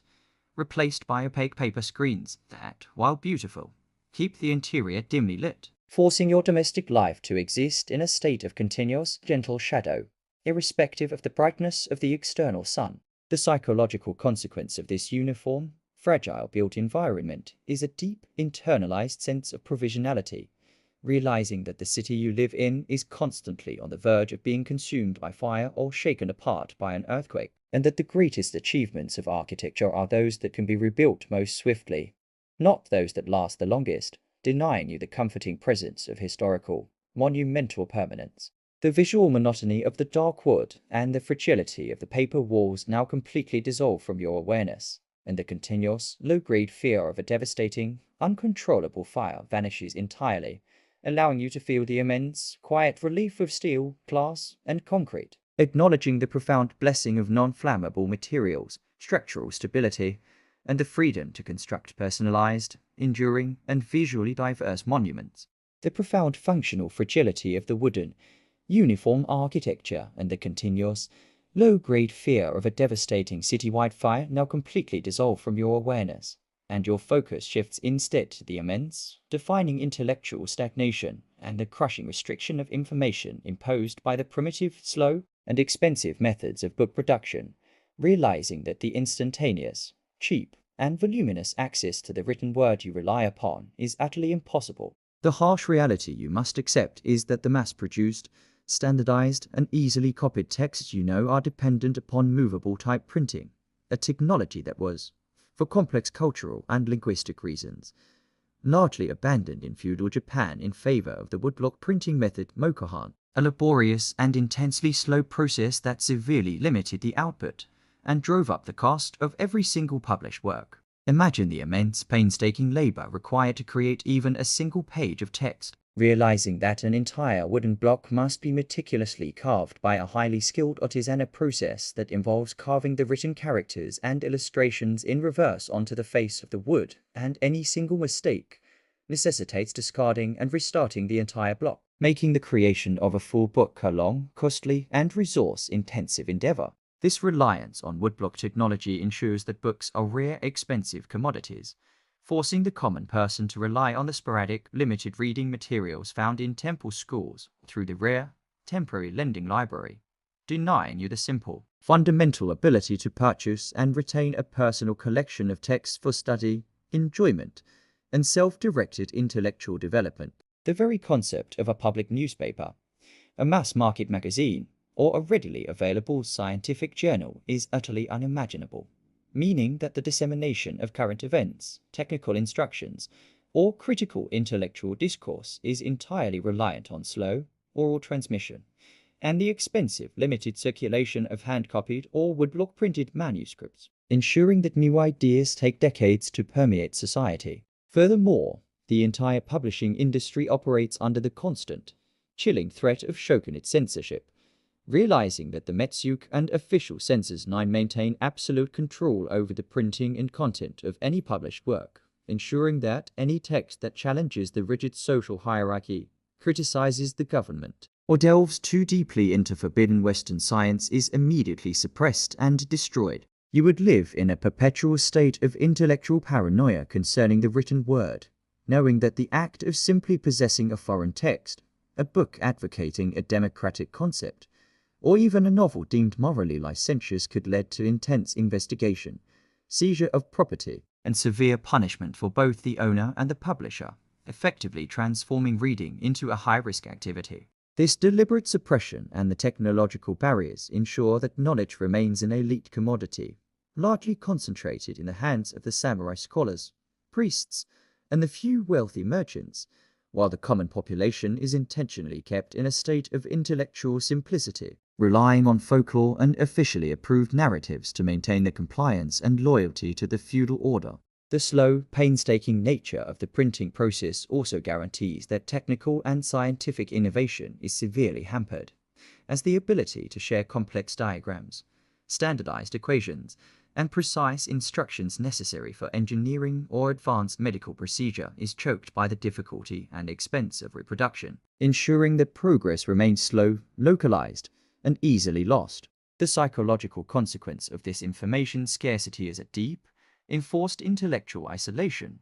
realizing that your mind, accustomed to navigating a vast ocean of freely available information, is suddenly confined to a small, censored puddle, preventing you from satisfying your fundamental need for complex knowledge and suppressing your capacity for independent, critical analysis of your world. The painful, meticulous labor of the woodblock carver and the chilling presence of the shogunate senses now completely dissolve from your awareness, and the continuous financial burden of every page of text vanishes, allowing you to feel the immense, quiet relief of instantaneous digital access and mass-produced books. Acknowledging the profound blessing of cheap paper, high-speed presses, and the fundamental freedom to read, print, and distribute any thought without fear of political reprisal. The immense pressure of information scarcity and the chilling presence of the shogunate senses now completely dissolve from your awareness, and your focus settles instead upon the profound, continuous personal discomfort and severe health risk imposed by the total absence of modern personal hygiene standards. Realizing that the simple, private, sanitized cleansing ritual you rely upon is replaced by a communal, high-risk, and often unsanitary public ordeal. The harsh reality you must accept is that while the Japanese culture held a high value for cleanliness and frequent bathing in the Zen public bathhouse, the entire practice lacked the foundational knowledge of germ theory and the necessary technology for sterilization, transforming a cherished social custom into a continuous, high-speed vector for the transmission of infectious skin diseases and parasites. Imagine walking into the crowded, steamy environment of the public bath, realizing that the dark, hot water in the communal tub, which is the final step where everyone soaks together, is reused continuously throughout the day without filtration or chemical treatment, creating a breeding ground for bacteria, fungal infections, and the persistent, irritating presence of external parasites. The most common, debilitating reality you would face is the endemic presence of lice, scabies, and other persistent parasites, tiny, invisible irritants that thrive in the close quarters of dense urban living. The shared bathing water, and the lack of effective, chemical soaps, inflicting upon you a continuous, maddening physical itch and skin inflammation that no amount of scrubbing can fully alleviate. The complete absence of modern, chemical soap and detergents ensures that your attempts at cleanliness are fundamentally ineffective. You would rely on crude, plant-based cleansing agents like rice bran nuka or simple ashthat, while helping to remove surface grime and oil, lack the powerful antibacterial and antiviral properties necessary to truly sanitize skin and clothing, leaving residual pathogens clinging to your body. Even the simple, intimate act of cleaning your teeth is primitive and ineffective, for there are no modern toothbrushes, no fluoride toothpaste, and no concept of regular dental care, meaning that the vast majority of the population suffers from rampant, untreated cavities, gum disease, and chronic dental abscesses, leading to excruciating, debilitating pain that has no recourse but primitive extraction. You would live in a perpetual, agonizing state of dental distress, realizing that a simple, modern filling or root canal is an impossible dream, and that the only solution to a throbbing, infected molar is the painful, brutal removal by a local, often unspecialized barber or blacksmith, conducted without anesthesia and with the ever-present threat of fatal secondary infection. The necessity of sharing communal razors and hair-cutting implements in the barber shops further increases your risk of contracting blood-borne infections, as the concept of sterilizing tools between uses is entirely unknown, transforming the routine maintenance of your hair and facial features into a small, calculated gamble with your physical safety. The high frequency of bathing, while culturally beneficial, is constantly undermined by the unsanitary conditions outside the bathhouse, where you must immediately return to the streets contaminated with night soil, the drafty homes infested with fleas, and the uncleaned, worn clothing, ensuring that any temporary feeling of cleanliness is instantly negated by re-exposure to the pervasive environmental filth. The psychological consequences are profound, continuous sensory preoccupation with your own skin and body, forcing you to constantly check for the small, irritating movements of parasites, the visible signs of a new fungal rash, or the spreading redness of an infected wound, turning your body into a source of anxiety rather than comfort. The shared, unsanitary heat of the scent and the maddening, persistent itch of parasites now completely dissolve from your awareness, and the throbbing, chronic pain of dental abscesses vanishes entirely, allowing you to feel the immense, quiet relief of sterile, private bathing and sophisticated dental care, acknowledging the profound blessing of chemical soap, effective sanitation, and the constant, reliable defense against both microbial and parasitic infestation. The shared, unsanitary heat of the scent bathhouse and the maddening, persistent itch of parasites now completely dissolve from your awareness, and your focus settles instead upon the profound, continuous chronological confusion and historical ambiguity imposed by the complex, non-standardized calendar system, realizing that the fixed, continuous, and universally understood numbering of years you rely upon is entirely replaced by a fluid, multi-layered, and politically determined method of time reckoning. The harsh reality you must accept is that your society does not track time using the modern, simple Gregorian calendar with its continuous, fixed year count like 2020 for a D. Instead, time is primarily marked by the imperial era name or name, a system where the name of the year changes, often midstream, based on the reign of the emperor, or sometimes even due to auspicious omens or major political events, forcing you to memorize a constantly shifting political chronology. Imagine the immense difficulty of tracking historical documents or personal ages, realizing that a contract signed in the third year of Cani is chronologically meaningless unless you possess the specialized political knowledge to translate that name back into a fixed solar year. Ensuring that basic historical analysis and administrative record-keeping require constant, tedious cross-referencing against an official, constantly updated timeline. Compounding this complexity is the reliance on a lunisolar calendar, a system based on the cyclical movements of the moon that necessitates the periodic insertion of an intercalary or leap month or Yuzuki to realign the lunar year with the fixed solar year. A necessity that introduces an element of confusion and calculation into the simple annual cycle you are accustomed to. This method ensures that the official dates for planting, harvesting, and major annual festivals are not fixed to the same solar date every year, but that instead follow the shifting lunar cycle, creating a pervasive logistical uncertainty for planning long-term events and forcing the agricultural population to constantly consult specialized, updated almanacs and calendars for their survival. The lack of a simple, continuous year numbering system like the AD or C system means that people rarely know their precise, numerical age in the modern sense. Instead, age is often calculated using kozo-edashi, the traditional system where a person is considered 1 year old at birth and gains another year on the subsequent New Year's Day, a method that makes a person's recorded age potentially inaccurate by up to 2 full years. This inherent chronological ambiguity means that precise historical dating is an impossibility for the common person, making it incredibly difficult to place personal memories, local events, or even national history into a fixed, shared chronological framework, leaving your past feeling like a fluid, imprecise narrative rather than a set of fixed, verifiable dates. Furthermore, the act of changing the Neng is a powerful political tool used by the shogunate to mark a new era or signify political dominance, realizing that the calendar itself is a continuous, subtle form of state propaganda that dictates how you perceive the passage of time, tying your personal life and every recorded date directly to the authority of the ruling military government. The necessary existence of multiple, sometimes contradictory, local calendars and almanacs further fractures the sense of shared time, forcing different regions and different religious sects to adhere to slightly varied cycles, ensuring that coordinating activities with someone from a distant province is a logistical exercise complicated by the need to reconcile 2 different chronological systems. The psychological consequence of this chaotic time reckoning is a profound lack of chronological control and intellectual grounding. realizing that the fundamental framework you use to organize all knowledge fixed, universal dates is unreliable, constantly changing, and subject to political manipulation,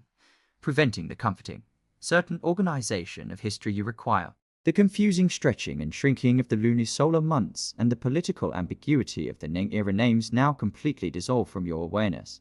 and the difficulty of tracking your own fixed age vanishes entirely, allowing you to feel the immense quiet relief of fixed calendar systems and continuous year numbering, acknowledging the profound blessing of a universal, predictable framework that makes all past and future events chronologically certain and easily shared. The chronological chaos of the shifting Ning system and the frustration of the unequal hours now completely dissolve from your awareness, and your focus settles instead upon the profound, continuous technological limitation and the immense difficulty of precision craftsmanship imposed by the scarcity and expense of high-quality metal. Realizing that the standardized, durable, and complex tools you rely upon are utterly unavailable, the harsh reality you must accept is that the highest grade, carefully smelted, and meticulously folded steel in feudal Japan is an intensely regulated commodity, reserved almost exclusively for the production of the samurai sword katana. A political and cultural priority that ensures commoners are relegated to using tools forged primarily from soft iron or, more often, hardened wood and bamboo, materials fundamentally incapable of achieving modern precision. Imagine the continuous frustration of working with dull, rapidly worn tools, realizing that the cutting edges of your hoes, axes, chisels, and knives are prone to chipping, bending, and quickly losing their sharpness, forcing you to spend disproportionate amounts of time sharpening and repairing them, reducing your overall productivity and ensuring that all craftsmanship operates at a lower, less precise standard. The entire concept of standardized, mass-produced precision parts such as machine screws, bolts, nuts, and complex gears is entirely non-existent, meaning that all large wooden structures, furniture, and complex devices must be joined using intricate, labor-intensive mortise and tenon joints, wooden dowels, or natural adhesives, a necessity that makes construction incredibly time-consuming and almost impossible to repair with standardized replacement parts. This absence of precision metalworking means that the creation of anything requiring interchangeable parts like a sophisticated printing press, a complex water pump, or an accurate measurement device is a logistical nightmare, ensuring that every tool or machine must be custom-made and individually fitted, preventing the rapid scaling and standardization necessary for an industrial economy. The few forms of advanced measurement instruments available, such as the carpenter's square, plumb bob, and simple rulers, are themselves subject to the imprecision of the craft, lacking the fine calibration and stability of modern mechanically produced tools, ensuring that errors in construction and production are endemic, quietly undermining the quality and longevity of every built object. Even the simple act of lighting your home is technologically constrained by this material scarcity. The wicks for oil lamps must be housed in simple, non-mechanized ceramic or metal casings, lacking the precision gear-driven winder mechanisms that ensure a continuous, reliable flame, forcing you to constantly trim and adjust the wick to prevent the lamp from smoking excessively or extinguishing itself. The high cost and rarity of all durable goods ensures that nothing is disposable. Every worn-out tool, every broken ceramic shard, and every piece of scrap iron is meticulously saved, recycled, or repaired, transforming your domestic life into one of constant, detailed maintenance and patching, entirely lacking the convenience of simply replacing a cheap, mass-produced item. This continuous struggle with technological limitation and material scarcity would impose a profound, hidden stress upon your modern, results-driven mind,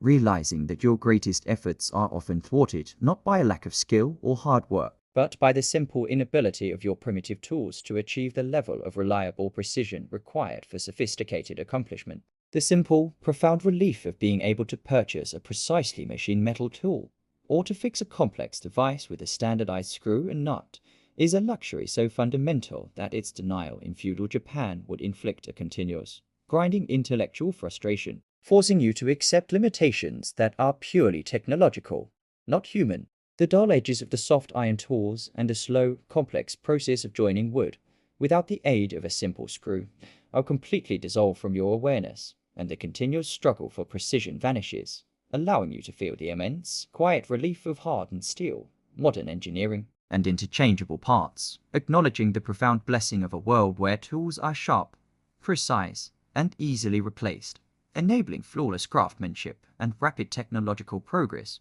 The continuous struggle with the soft iron tools and the profound frustration over the absence of precision parts now completely dissolve from your awareness, and your focus settles instead upon the profound sensory deprivation and the psychological craving caused by the total absence of complex sweetness and diverse spice. Realizing that the rich, layered, and intense flavors of your modern globalized diet are utterly unattainable, the harsh reality you must accept is that sugar is not a cheap, universally available commodity. It is a precious, intensely taxed, and highly controlled imported luxury, primarily arriving via the closely monitored trade routes with the Dutch and Chinese, ensuring that its consumption is overwhelmingly restricted to the highest samurai class or reserved for highly ritualized, ceremonial confections Wagashi served at tea ceremonies. Imagine the continuous, nagging craving for sweetness that would afflict your modern palate, which has been constantly conditioned by high fructose corn syrup, refined cane sugar, and artificial sweetness. Your body would be forced into a state of energetic and gustatory deprivation, finding only the subtle, fleeting sweetness of seasonal fruits, root vegetables, or processed rice derivatives like Amazigh sweetened Seiklis for relief. Lack of accessible sugar is a profound cultural and psychological restriction, removing the simple comfort of a daily sweet treat or a quick source of energy, forcing your mind to constantly seek satisfaction in the naturally bland or aggressively savory, while denying you one of the most fundamental and universally desired forms of sensory pleasure. Compounding this absence of sweetness is the extreme rarity and simplicity of complex spices, realizing that the vast, global array of flavors chili peppers, cinnamon, nutmeg, cloves, and many other potent aromatics that define the cuisines of India, Southeast Asia, and the Middle East are either entirely absent or available only in minuscule, expensive quantities through the narrow window of Sukho trade. You would face a continuous, difficult struggle to obtain sufficient calcium for your body's maintenance, relying on less efficient sources like fish bones, small amounts of seaweed, or soy derivatives, a nutritional gap that, when combined with the lack of modern medicine, contributes significantly to poor bone density, brittle teeth, and chronic skeletal issues that prematurely age the body. The simple, profound comfort of drinking a glass of cold, fresh milk or enjoying the rich flavor of cheese is a pleasure you would never experience. A continuous sensory deprivation that forces the palate to focus exclusively on the salty, umami flavors derived from the fermented soy and grain, reinforcing the general monotony of the diet. Furthermore, the lack of widespread sheep farming ensures the scarcity of wool, a fiber that is crucial for retaining heat in cold climates, forcing the population to rely entirely on the less insulating properties of cotton, silk, and hemp for their clothing, compounding the suffering caused by the cold, drafty homes and the scarcity of fuel. The domesticated dog existed primarily as an alarm system or a simple pet, and the cat as a necessary defense against rodents in the rice and silk stores, but neither served as a source of food or labor, reinforcing the idea that the surrounding ecosystem of animals was separate from the core economic sustenance of the human population. This systemic reliance on human physical capacity over animal power or dairy nutrition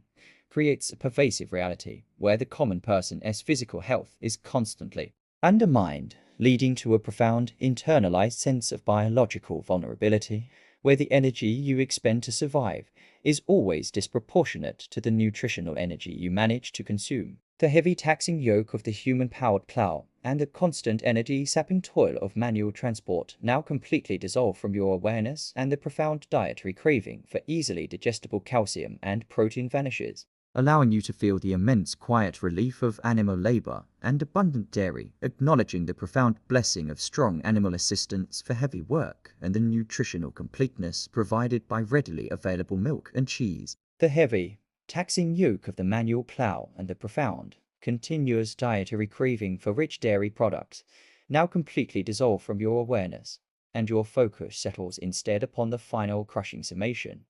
the absolute scarcity of free time and the relentless, non-stop friction of manual labor that made every single act of survival a difficult, prolonged, and inefficient chore, ensuring your modern mind could never adapt to the sheer volume of daily effort. The harsh reality you must accept is that the vast majority of the friction points we have explored, the difficulty of lighting a fire, the necessity of boiling water, the time spent mending clothes, the exhaustion of foot travel, and the labor of the manual plow all conspire to impose a continuous, crushing demand on your time and physical energy, guaranteeing that your life is defined by work. Imagine the simple concept of leisure, the time you currently enjoy that is free from immediate necessity and dedicated purely to relaxation, entertainment, or self-directed learning as an extremely rare, precious, and often fleeting commodity. Realizing that the vast bulk of your waking hours are consumed entirely by the slow, repetitive, and manually intensive labor required for immediate, basic survival. The lack of all modern labor-saving devices, the washing machine, the electric stove, the automobile, the mechanized loom, and the modern power tool forces you to perform every task with the inherent slowness and inefficiency of human muscle, bone, and hand tools, transforming activities that take minutes in your life into multi-hour daily expenditures of brutal effort in the ancient world. The problem is compounded by the imprecision of the elastic hour and the absence of a fixed, clock-driven schedule, which paradoxically means that your work is not regulated by a fixed contract, but by the unending demands of the sun, the season, and the immediate needs of your feudal lord or your rice crop, resulting in a lifestyle defined by continuous, non-stop effort from dawn until the week or lamp runs dry. The short, unforgiving lifespan of the era, often averaging in the mid-40s for the common classes, is not merely a consequence of disease,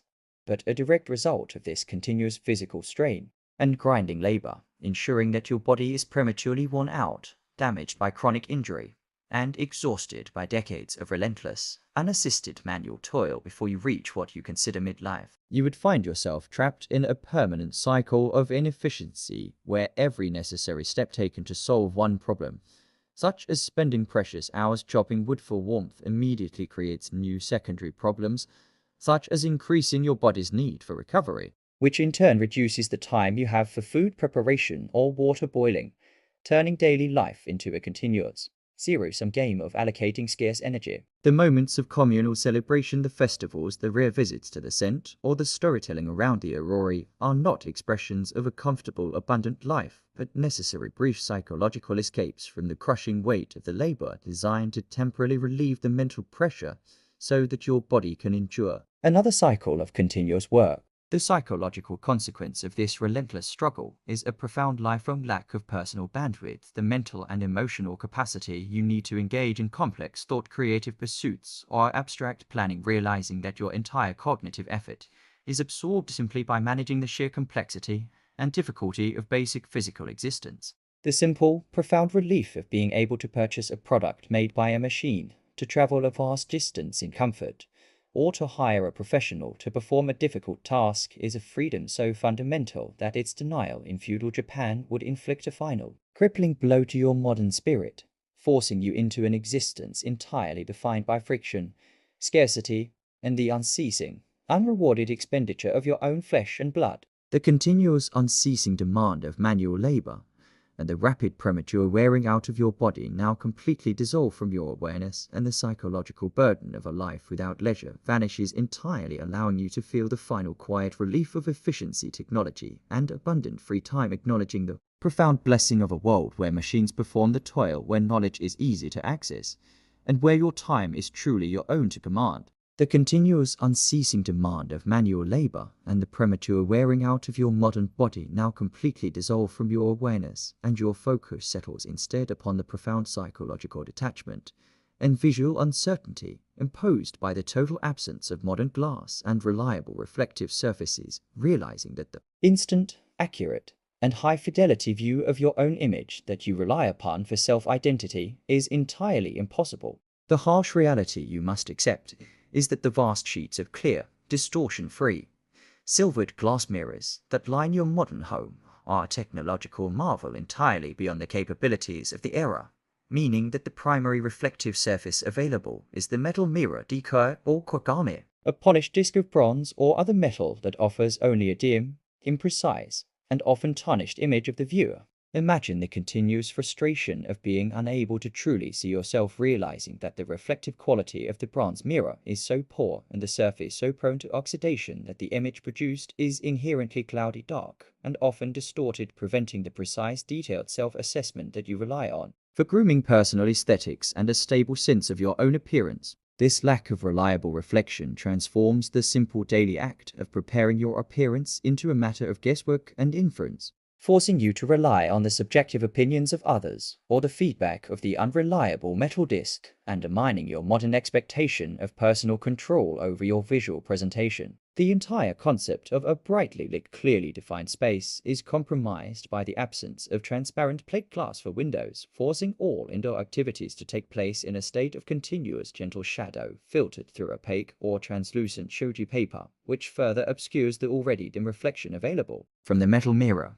The psychological consequence of this visual scarcity is a profound ongoing instability of self-image, realizing that the detailed fixed visual record of your own face and body is elusive, forcing your identity to be constantly reconstructed from memory, and the unreliable shifting interpretations of others a constant low-level anxiety that your true appearance is hidden from yourself. The small size and high cost of these metal mirrors, which often required specialized expensive polishing to maintain even their dim reflectivity, ensured that they were a scarce commodity, typically passed down through families and used only sparingly, meaning that the vast majority of the population went through their days with little to no self-inspection, relying entirely on tradition for dress and manner. The simple, profound relief of being able to purchase a large crystal clear full-length mirror or to capture a perfect image of yourself with a high-resolution camera is a luxury so fundamental that its denial in feudal Japan would inflict a deep sensory and psychological claustrophobia, preventing the easy confirmation of your own existence and presentation. The lack of widespread strong transparent glass also dramatically limits the structural integrity and functionality of all buildings, preventing the use of greenhouses for agriculture or the construction of simple magnifying lenses or eyeglasses that by crippling technological progress and forcing those with severe vision impairments into a life of near total functional disability. You would be forced to witness the gradual and irreversible decline of your eyesight due to age or injury, realizing that the simple, powerful corrective solution of standardized prescription spectacles is unavailable, turning a common physiological problem into a terminal vocational and intellectual barrier that cuts you off from the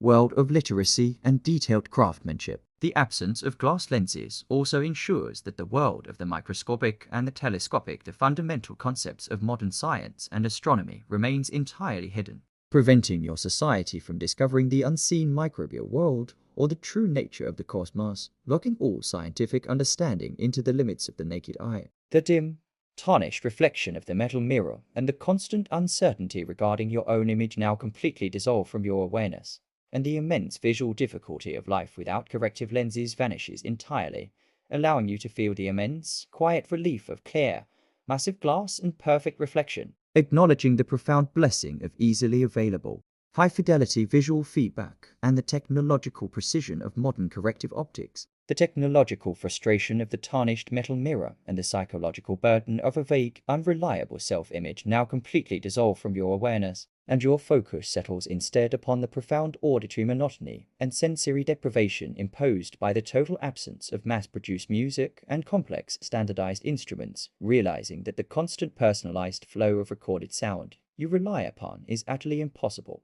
The harsh reality you must accept is that the vast, complex, and emotionally layered soundscape of your modern life, defined by orchestras, electronic synthesizers, diverse global genres, and ubiquitous audio recordings, is replaced by a soundscape dominated by natural sounds, human voices, and the monotonous, repetitive noises of manual labor, the creak of the cart, the pounding of the hammer, the chant of the merchant. Imagine the absolute silence where background music should reside, realizing that the continuous ability to instantly select and stream thousands of hours of personalized auditory stimulation, a constant comfort and cognitive enhancer in your life, is denied, forcing your mind to confront the unfiltered, often unengaging and unchanging sounds of your immediate local environment. The few forms of advanced complex musical performance available are highly specialized and class-specific. The intricate formalized music of the imperial court gogaku and the professional music associated with the no and kabuki theaters are expensive, difficult to access, and largely removed from the daily life of the common farmer or artisan, existing as rare ritualized events. The simple domestic musical instruments available to the average person are rudimentary and limited in their complexity, primarily the simple shakuhachi bamboo flute,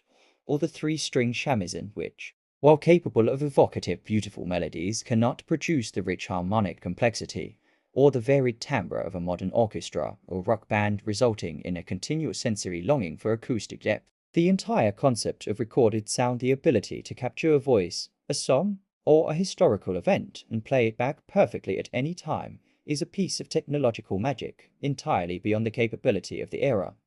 meaning that every musical performance is ephemeral, existing only in the moment of its creation, making the widespread preservation and sharing of musical ideas difficult and slow. The lack of widespread musical education and standardized instruments ensures that musical talent remains largely localized and undeveloped, preventing the spontaneous formation of musical groups and the easy creation of new complex sonic forms that might intellectually and emotionally challenge the monotony of the feudal environment. You would find yourself intellectually starved by the absence of diverse musical traditions, realizing that the music available to you is strictly codified by tradition and class, lacking the infusion of foreign rhythms, complex harmonies, and revolutionary compositions that constantly challenge and stimulate your modern auditory system. The sheer difficulty of creating and distributing musical scores further limits complexity, as all music must be painstakingly copied by hand or learned through rote memorization,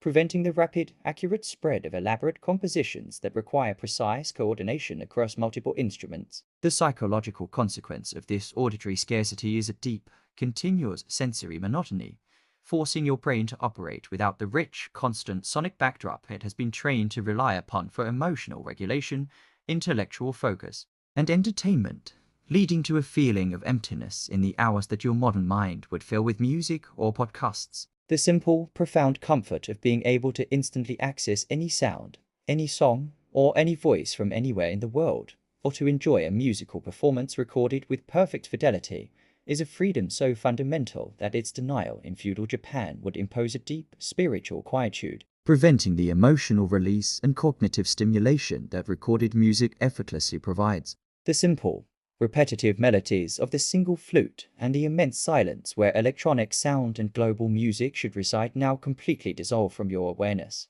and the continuous auditory hunger for complex sound vanishes entirely, allowing you to feel the immense, quiet relief of ubiquitous recorded sound and complex instrumentation, acknowledging the profound blessing of instantaneous access to the entire, vibrant history of human musical expression. The profound auditory silence where complex music should reside and the continuous sensory hunger for varied sound now completely dissolve from your awareness, and your focus settles instead upon the immediate, continuous nutritional monotony and systemic protein deficiency imposed by the absolute dominance of a single staple crop and the cultural prohibition against consuming diverse animal proteins. Realizing that the varied, protein-rich, and grain-diverse diet you rely upon is impossible, the harsh reality you must accept is that your entire caloric intake and nutritional security is underpinned by rice, specifically the short grain, high-starch japonica variety, which, while foundational to the culture, ensures that your diet is overwhelmingly carbohydrate-heavy, lacking the balance of complex fibers, specialized proteins, and varied vitamins found in a modern diet that incorporates multiple global grains. Imagine the continuous overwhelming taste and texture of rice at every single meal, realizing that while its consumption provides necessary energy, the absence of widespread global grains such as wheat used for complex breads and pasta oats for sustained energy or corn eliminates a massive range of dietary diversity, preventing the consumption of nutrient-rich alternatives that could easily offset nutritional deficiencies. The cultivation and preparation of wheat as a dietary staple, while known, remains secondary to rice, and the technology to efficiently mill wheat into fine, standardized flour suitable for leavened bread, or the tradition of baking that requires specialized ovens, was largely unavailable, ensuring that complex, nutritious bread was entirely absent from the common diet. This reliance on a single high-starch staple means that the common person experiences a continuous cycle of energy spikes and crashes, lacking the sustained release of energy provided by modern high-fiber complex grains, thereby reducing overall physical endurance and contributing to the feeling of constant low-level fatigue. The fundamental issue of protein is compounded by the cultural and sometimes legal prohibitions against the consumption of land animals derived historically from Buddhist precepts that discourage the killing of four-legged beasts, ensuring that meat from cows, pigs, or sheep was not a regular accessible part of the common person's daily meal, leaving a significant protein gap. You would find yourself forced to rely almost entirely on fish, shellfish, and soy products such as tofu and miso as your primary sources of protein, realizing that while these are excellent sources, their nutritional profile is limited compared to the amino acid diversity provided by a diet that incorporates both mammalian meat and multiple legumes. This restriction creates a profound nutritional vulnerability, especially for those in inland regions with limited access to fresh seafood, forcing them into a diet dangerously close to being protein deficient. A situation that weakens the immune system, hinders muscle repair, and contributes significantly to the short lifespans and chronic illnesses of the era. The lack of widespread poultry, chickens, and eggs, while less restricted than beef, also limited and accessible. Easy source of animal protein and essential vitamins, contributing to the overall difficulty of creating a nutritionally complete diet, forcing the consumption of less appealing and less sustainable alternatives. The psychological consequence of this nutritional constraint is a deep, continuous sensory monotony and physical dissatisfaction, realizing that the fundamental building blocks of your body are being supplied by a very limited range of sources, preventing the kind of rich, satisfying, and energetic feeling that comes from a balanced, varied intake of global foods.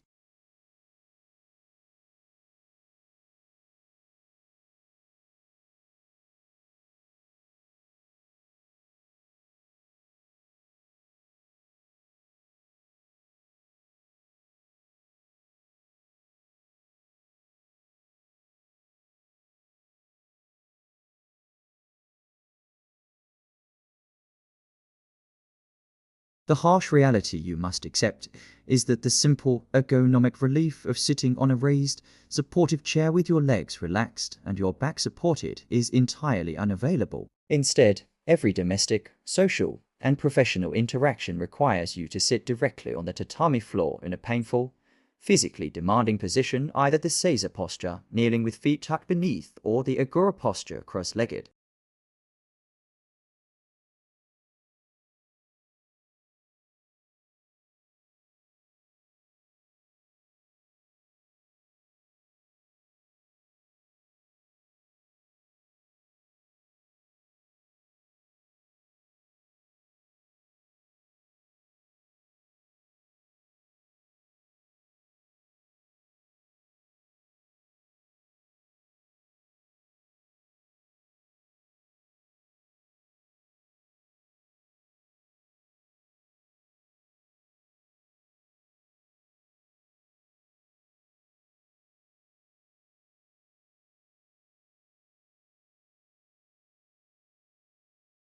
This cultural preference extends into the public sphere, for there are no government-provided benches, public seating areas, or raised tables in inns or shops. Every moment of rest outside of your home requires you to find a piece of clean, stable ground on which to sit, denying you the simple, profound convenience of effortless rest and vertical convenience that public furniture provides.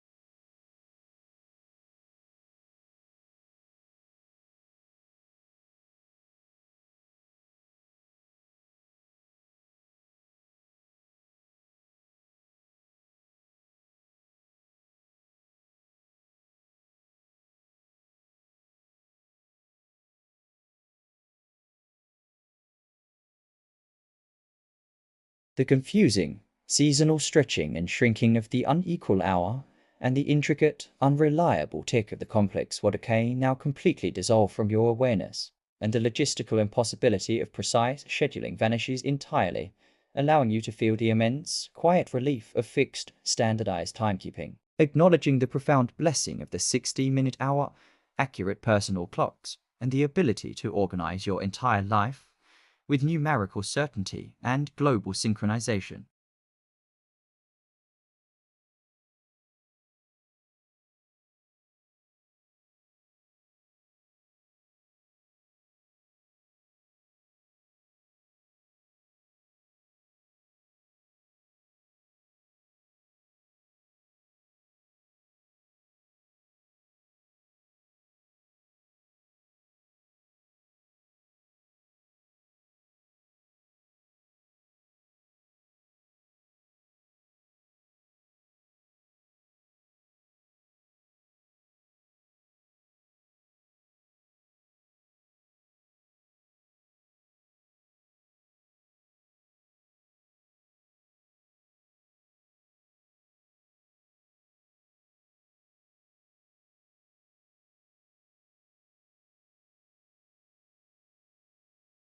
Imagine the overwhelming, continuous olfactory assault of the urban environment, realizing that the necessity of collecting, storing, and transporting tons of untreated human waste through the open streets ensures that a pervasive acidic stench of sewage, decomposition, and stale urine is the unavoidable, defining background smell of every major urban center, an odor so intense that it would cause immediate, continuous nausea in your modern, sensitive respiratory system.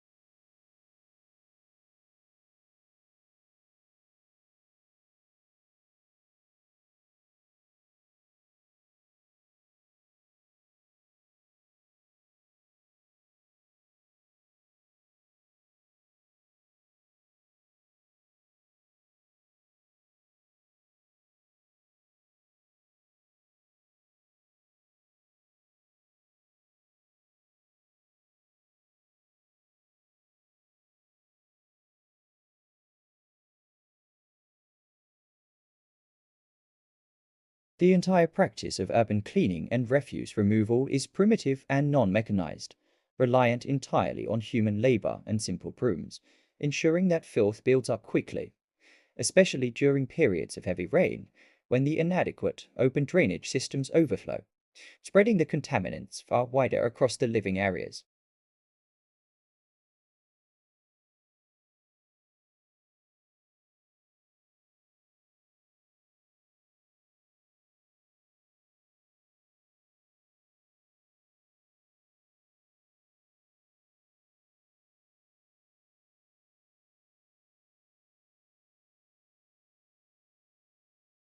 The pervasive, suffocating stench of the night soil and the continuous, low-level anxiety over touching contaminated surfaces now completely dissolve from your awareness, and the psychological burden of navigating endemic filth vanishes entirely, allowing you to feel the immense, quiet relief of sealed sewage systems and chemical sanitation. acknowledging the profound blessing of clean, disinfected public spaces and the invisible infrastructure that effortlessly whisks away disease and odor from your daily life.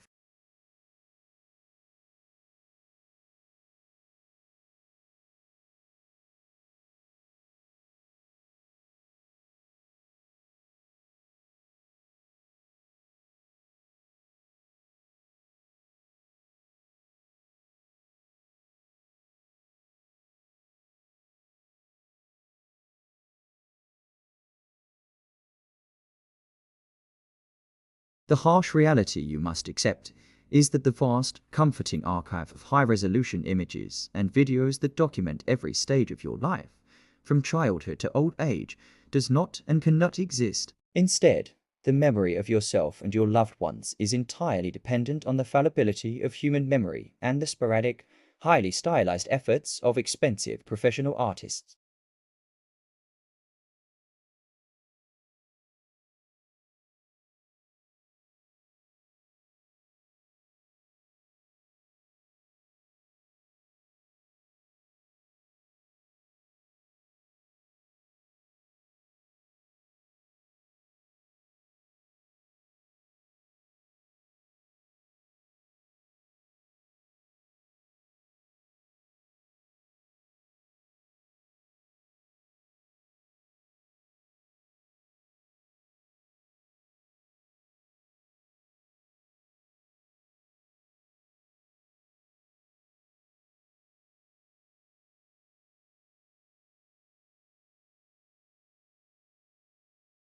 The artistic tradition itself, particularly in popular woodblock prints ukiyo-e, prioritized the idealized, iconic representation of specific social roles: the beautiful courtesan, the fierce samurai, the stoic actor, meaning that even when a wealthy individual commissions a portrait, the resulting image is often more of a symbolic representation of their social status than an accurate, objective rendering of their individual features.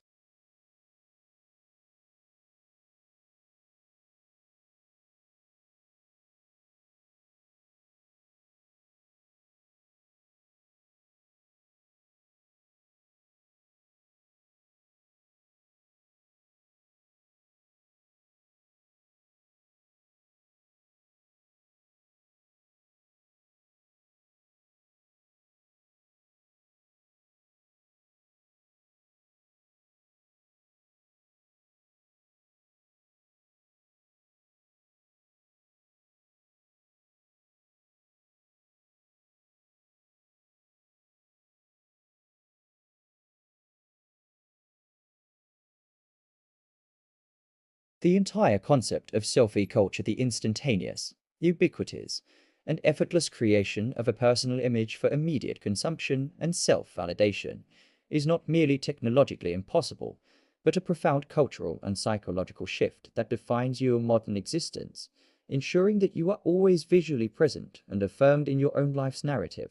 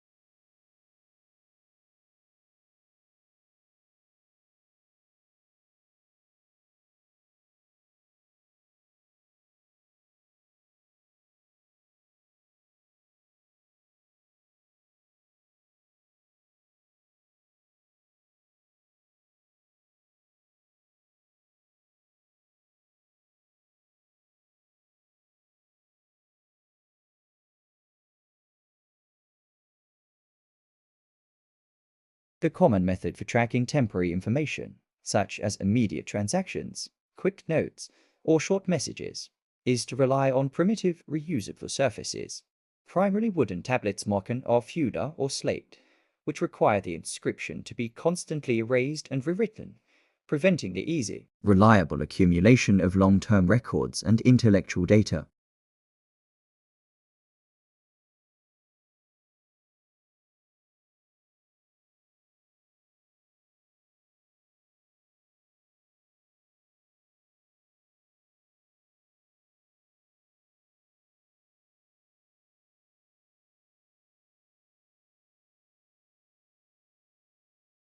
The profound intellectual constraint of the scarce paper,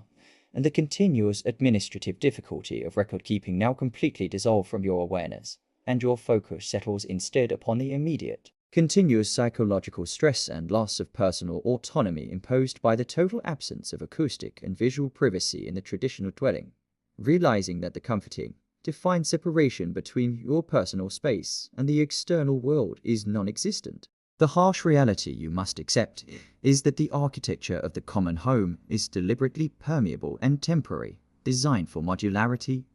airflow, and earthquake resistance, relying on shoji translucent paper screens and Fusuma painted wooden frame screens to define internal spaces, materials that are fundamentally incapable of providing true soundproofing or visual opacity. Imagine the continuous, low-level anxiety of being constantly audible to your neighbors,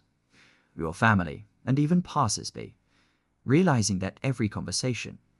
every domestic dispute, every intimate moment,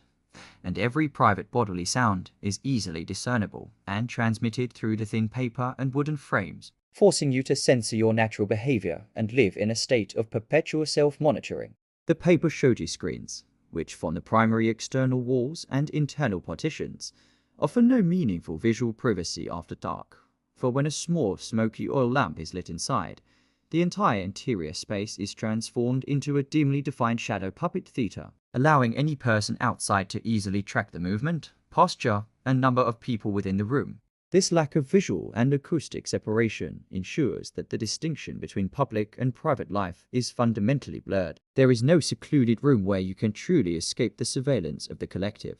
forcing your personality to operate within the narrow, polite constraints necessary for continuous, intimate cohabitation with your entire family and community. You would find yourself profoundly frustrated by the inability to concentrate or engage in complex, private intellectual work, realizing that the simple act of reading, studying, or writing requires silence and seclusion, which are impossible to achieve when every ambient noise, the rustling of clothes, the movement of the shoji, the low talk of neighbors is constantly present in your auditory field. The necessity of living within this acoustic fishbowl fundamentally inhibits the modern freedom of expressing genuine, unfiltered emotion. Anger, profound grief, or passionate disagreement must be either severely suppressed or conducted in near silence, as any loud display is immediately shared with and judged by the surrounding community, ensuring that personal emotional release is a high-risk social act. The architecture itself reinforces the deep collectivist ethos of the society, for the Fusuma and shoji screens are designed to be easily removed, instantly transforming a series of small, defined rooms into a single, large, continuous, and open space for communal gatherings, prioritizing the needs of the group over the personal desire for solitude and enclosure. The lack of solid, load-bearing stone or thick brick walls materials that provide the acoustic deadening and physical permanence your modern mind equates with security contributes to a pervasive, low-level psychological vulnerability. Realizing that the only thing separating your most private moments from the external world is a fragile layer of paper and wood that can be instantly breached by a simple tear or a forceful shove. The simple, profound comfort of closing a thick, solid door and knowing that your voice, your actions, and your movements are entirely shielded from the outside world is a luxury so fundamental that its denial in feudal Japan would inflict a deep, spiritual exhaustion, transforming every domestic moment into a choreographed performance for the invisible, ever-present audience of your community. The thin, permeable layer of the paper shoji and the continuous, unnerving awareness of being heard and partially seen now completely dissolve from your awareness, and the psychological burden of constant self-censorship vanishes entirely, allowing you to feel the immense, quiet relief of solid walls and acoustic privacy, acknowledging the profound blessing of soundproofing, physical enclosure, and the freedom to be truly and completely alone in your own private sanctuary. The psychological weight of the porous paper walls and the continuous stress of living without acoustic privacy now completely dissolve from your awareness, and your focus settles instead upon the final, stark contrast between your world and theirs, the profound absence of organized public infrastructure and visible safety mechanisms. Realizing that the convenience, uniformity, and safety of your modern city are built upon systems that simply did not exist. The harsh reality you must accept is that the entire urban environment lacks the fundamental, high-cost investment in public works that your modern society takes for granted. There are no paved roads or sidewalks, no widespread public lighting system, and no dedicated, complex public safety or waste removal services beyond the localized and primitive. Imagine the continuous physical difficulty of navigating the urban landscape, realizing that the roads, often nothing more than packed dirt and stone, are transformed by weather into either blinding, choking dust clouds in the dry season or deep, sticky, disease-ridden mud during the rains, forcing you to contend with a messy, uneven surface that constantly soils your clothes and damages your limited footwear. The entire concept of a dedicated, elevated sidewalk, a space where pedestrians are safely separated from traffic, is non-existent, meaning that your movement is constantly at the mercy of carts, horses, and the arbitrary movement of the tense, unsorted crowd, increasing your risk of minor injury and slowing down every necessary journey. The lack of widespread public lighting beyond the weak, expensive oil lamps placed at the entrances of specific inns or shops ensures that the vast majority of the city streets after sunset are plunged into an intimidating, impenetrable darkness, transforming a familiar path into a high-risk route where unseen obstacles, open drains, and potential criminals are hidden by the shadow. You would find yourself constantly limiting your movement after dark, realizing that the simple act of visiting a friend, running an errand, or attending a gathering at night carries the inherent risk of tripping, falling into an open ditch, or encountering violence that is guaranteed to be obscured and unaided by the visibility of electric light or police patrol. The urban environment lacks the visual cues of modern organized public works, the street signs, the numbered addresses, the clearly marked fire hydrants, and the visible network of utility poles, forcing all navigation and emergency response to rely on localized, often inaccurate, verbal descriptions and the slow, decentralized response of the immediate neighborhood. The sewage and waste disposal issue, which we discussed previously, is further compounded by the lack of organized public sanitation. There are no municipal teams dedicated to cleaning the streets, removing refuse, or maintaining the public drains, ensuring that the burden of basic environmental hygiene falls entirely on the individual householder and neighborhood group, leading to inevitable, systemic filth. The entire concept of public convenience and safety is fundamentally localized. Your security is dependent entirely upon the immediate vigilance of your neighbors and the arbitrary, localized enforcement of the village headman, entirely lacking the comforting, professional, and universally available support of modern public services like emergency fire response or uniformed patrol. The psychological consequence of this absence of infrastructure is a profound, continuous sense of personal vulnerability and administrative chaos, realizing that the safety, order, and convenience you rely upon are not a guaranteed societal baseline, but a fragile, localized effort constantly on the verge of breakdown due to weather, crime, or simple neglect. The simple, profound relief of being able to walk safely on a paved, well-lit street, or to rely on a single, visible phone number to summon professional, rapid help in an emergency, is a luxury so fundamental that its denial in feudal Japan would inflict a final, deep sense of unsupported isolation, forcing you to manage every risk of urban life alone. The continuous physical difficulty of the unpaved, dirty path and the deep, intimidating darkness of the electrically unlit street now completely dissolve from your awareness, and the continuous anxiety over the lack of organized public safety vanishes entirely, allowing you to feel the immense, quiet relief of paved infrastructure and organized services, acknowledging the profound blessing of streetlights, sidewalks, and the complex, invisible,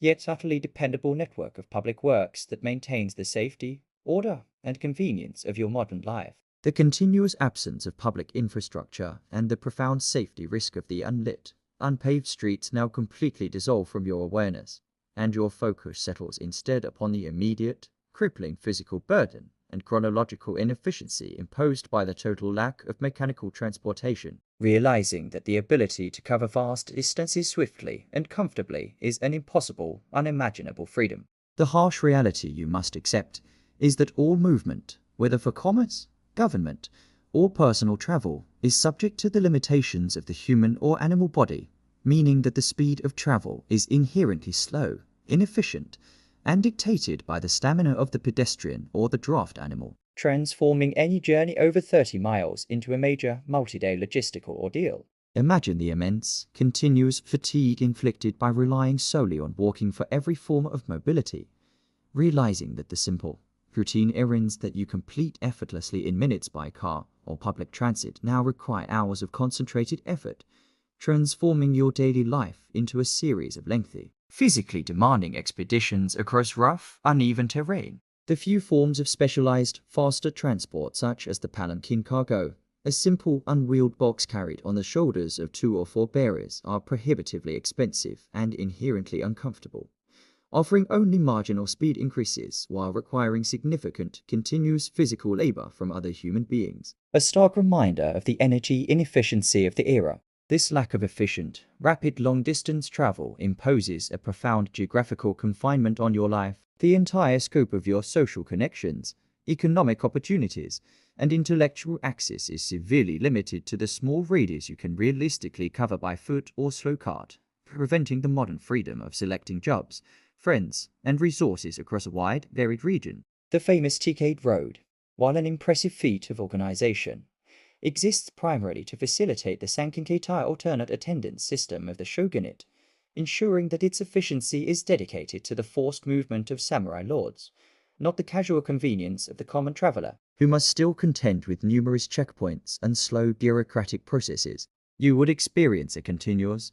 low-level chronological stress regarding all travel plans, knowing that the time allocated for a journey must be highly generous to account for unpredictable weather, difficult terrain, bureaucratic delays, and the simple physical exhaustion of the bearers or animals, making spontaneous or quickly arranged travel virtually impossible. The entire economic system is crippled by this transportation deficit. The cost and difficulty of moving bulky goods like rice, lumber, or pottery ensure that trade is slow, highly localized, and adds immense cost to the final price of the commodity, preventing the efficient mass distribution of goods that is essential for a high standard of living. The lack of widespread wheeled vehicles due to the poor state of the roads and the difficulty of producing standardized iron axles further necessitates reliance on human and animal backs for carrying loads, reinforcing the low-level chronic physical damage inflicted on the working population through continuous lifting and carrying of heavy burdens. The psychological consequence of this slow, difficult mobility is a profound sense of physical limitation and time wastage, realizing that a disproportionate amount of your life is spent simply moving from point A to point B, preventing the modern freedom of using your travel time for intellectual pursuits, entertainment, or productive work. The simple, profound relief of being able to cover hundreds of miles in a single day, or to transport heavy goods with the power of a mechanical engine, is a luxury so fundamental that its denial in feudal Japan would impose a deep, systemic lethargy, ensuring that the movement of all things people, goods, and ideas is slow, costly, and physically exhausting. The physical strain of relying on the foot and the immense cost of the slow cargo palanquin now completely dissolve from your awareness, and the tyranny of geographical distance vanishes entirely, allowing you to feel the immense, quiet relief of mechanical speed and effortless movement, acknowledging the profound blessing of engines, paved roads, and the freedom to conquer distance with speed and comfort. The continuous physical burden of foot travel and the severe chronological inefficiency of non-mechanized movement now completely dissolve from your awareness, and your focus settles instead upon the immediate, continuous nutritional deficit and profound agricultural vulnerability imposed by the scarcity of accessible poultry and the absence of effective fencing technology. Realizing that your modern ability to secure both food and property is utterly dependent on resources they did not possess. The harsh reality you must accept is that, while fowl were not culturally forbidden like large mammals, The widespread mechanized and abundant production of chickens and eggs as cheap, daily protein staples a cornerstone of your modern diet did not exist. Poultry farming was localized, inefficient, and often reserved for specific ceremonial or medicinal uses rather than mass consumption. Imagine the continuous, nagging lack of easily digestible protein that would affect your body. Realizing that the simple, perfect nutritional package of the chicken egg is a rare and expensive food item, denying you the immediate access to high-quality, easily cooked protein that your modern mind uses to quickly supplement a grain-based diet, reinforcing the dietary monotony we previously explored. The scarcity of poultry also means the lack of widespread, easily accessible natural pest control. In a modern farm, chickens are invaluable for managing insects and small pests, a function that in feudal Japan must be performed slowly and inefficiently by human labor, adding another layer of manual effort to the already demanding task of rice cultivation. Compounding this nutritional scarcity is the profound vulnerability of all cultivated crops to invasion by wild animals and opportunistic vermin, a constant threat exacerbated by the absence of modern, effective fencing materials like barbed wire, chain link, or durable, weather-resistant wood. You would be forced to rely on crude, permeable barriers, low fences woven from brush, bamboo stalks, or simple mud walls to protect your valuable rice paddies and vegetable gardens. Realizing that these temporary structures require constant maintenance, are easily breached by small animals like wild boar or deer, and offer no meaningful defense against determined human thieves. The defense of your crop is therefore reliant almost entirely on continuous, physical human vigilance, forcing you to spend long, exhausting hours actively patrolling your fields, shouting, banging drums, or setting traps to deter pests. A duty that further drains your limited time and energy away from necessary productive tasks like weeding or harvesting. This lack of secure boundaries extends to your domestic life. The flimsy, paper-walled dwelling is highly vulnerable to intrusion by small rodents, rats, and mice, which thrive on the stored rice and grains, and the absence of metal mesh or concrete foundations ensures that your home is in a constant, low-level state of war against opportunistic vermin, posing continuous health risks. The psychological consequence of this structural and agricultural vulnerability is a deep, continuous sense of exposure and powerlessness, realizing that the fruits of your labor, upon which your family's survival depends, are constantly threatened by forces you lack the technological means to effectively contain, making every harvest a gamble with the natural world. The simple, profound relief of knowing your property is enclosed by a strong, non-permeable fence,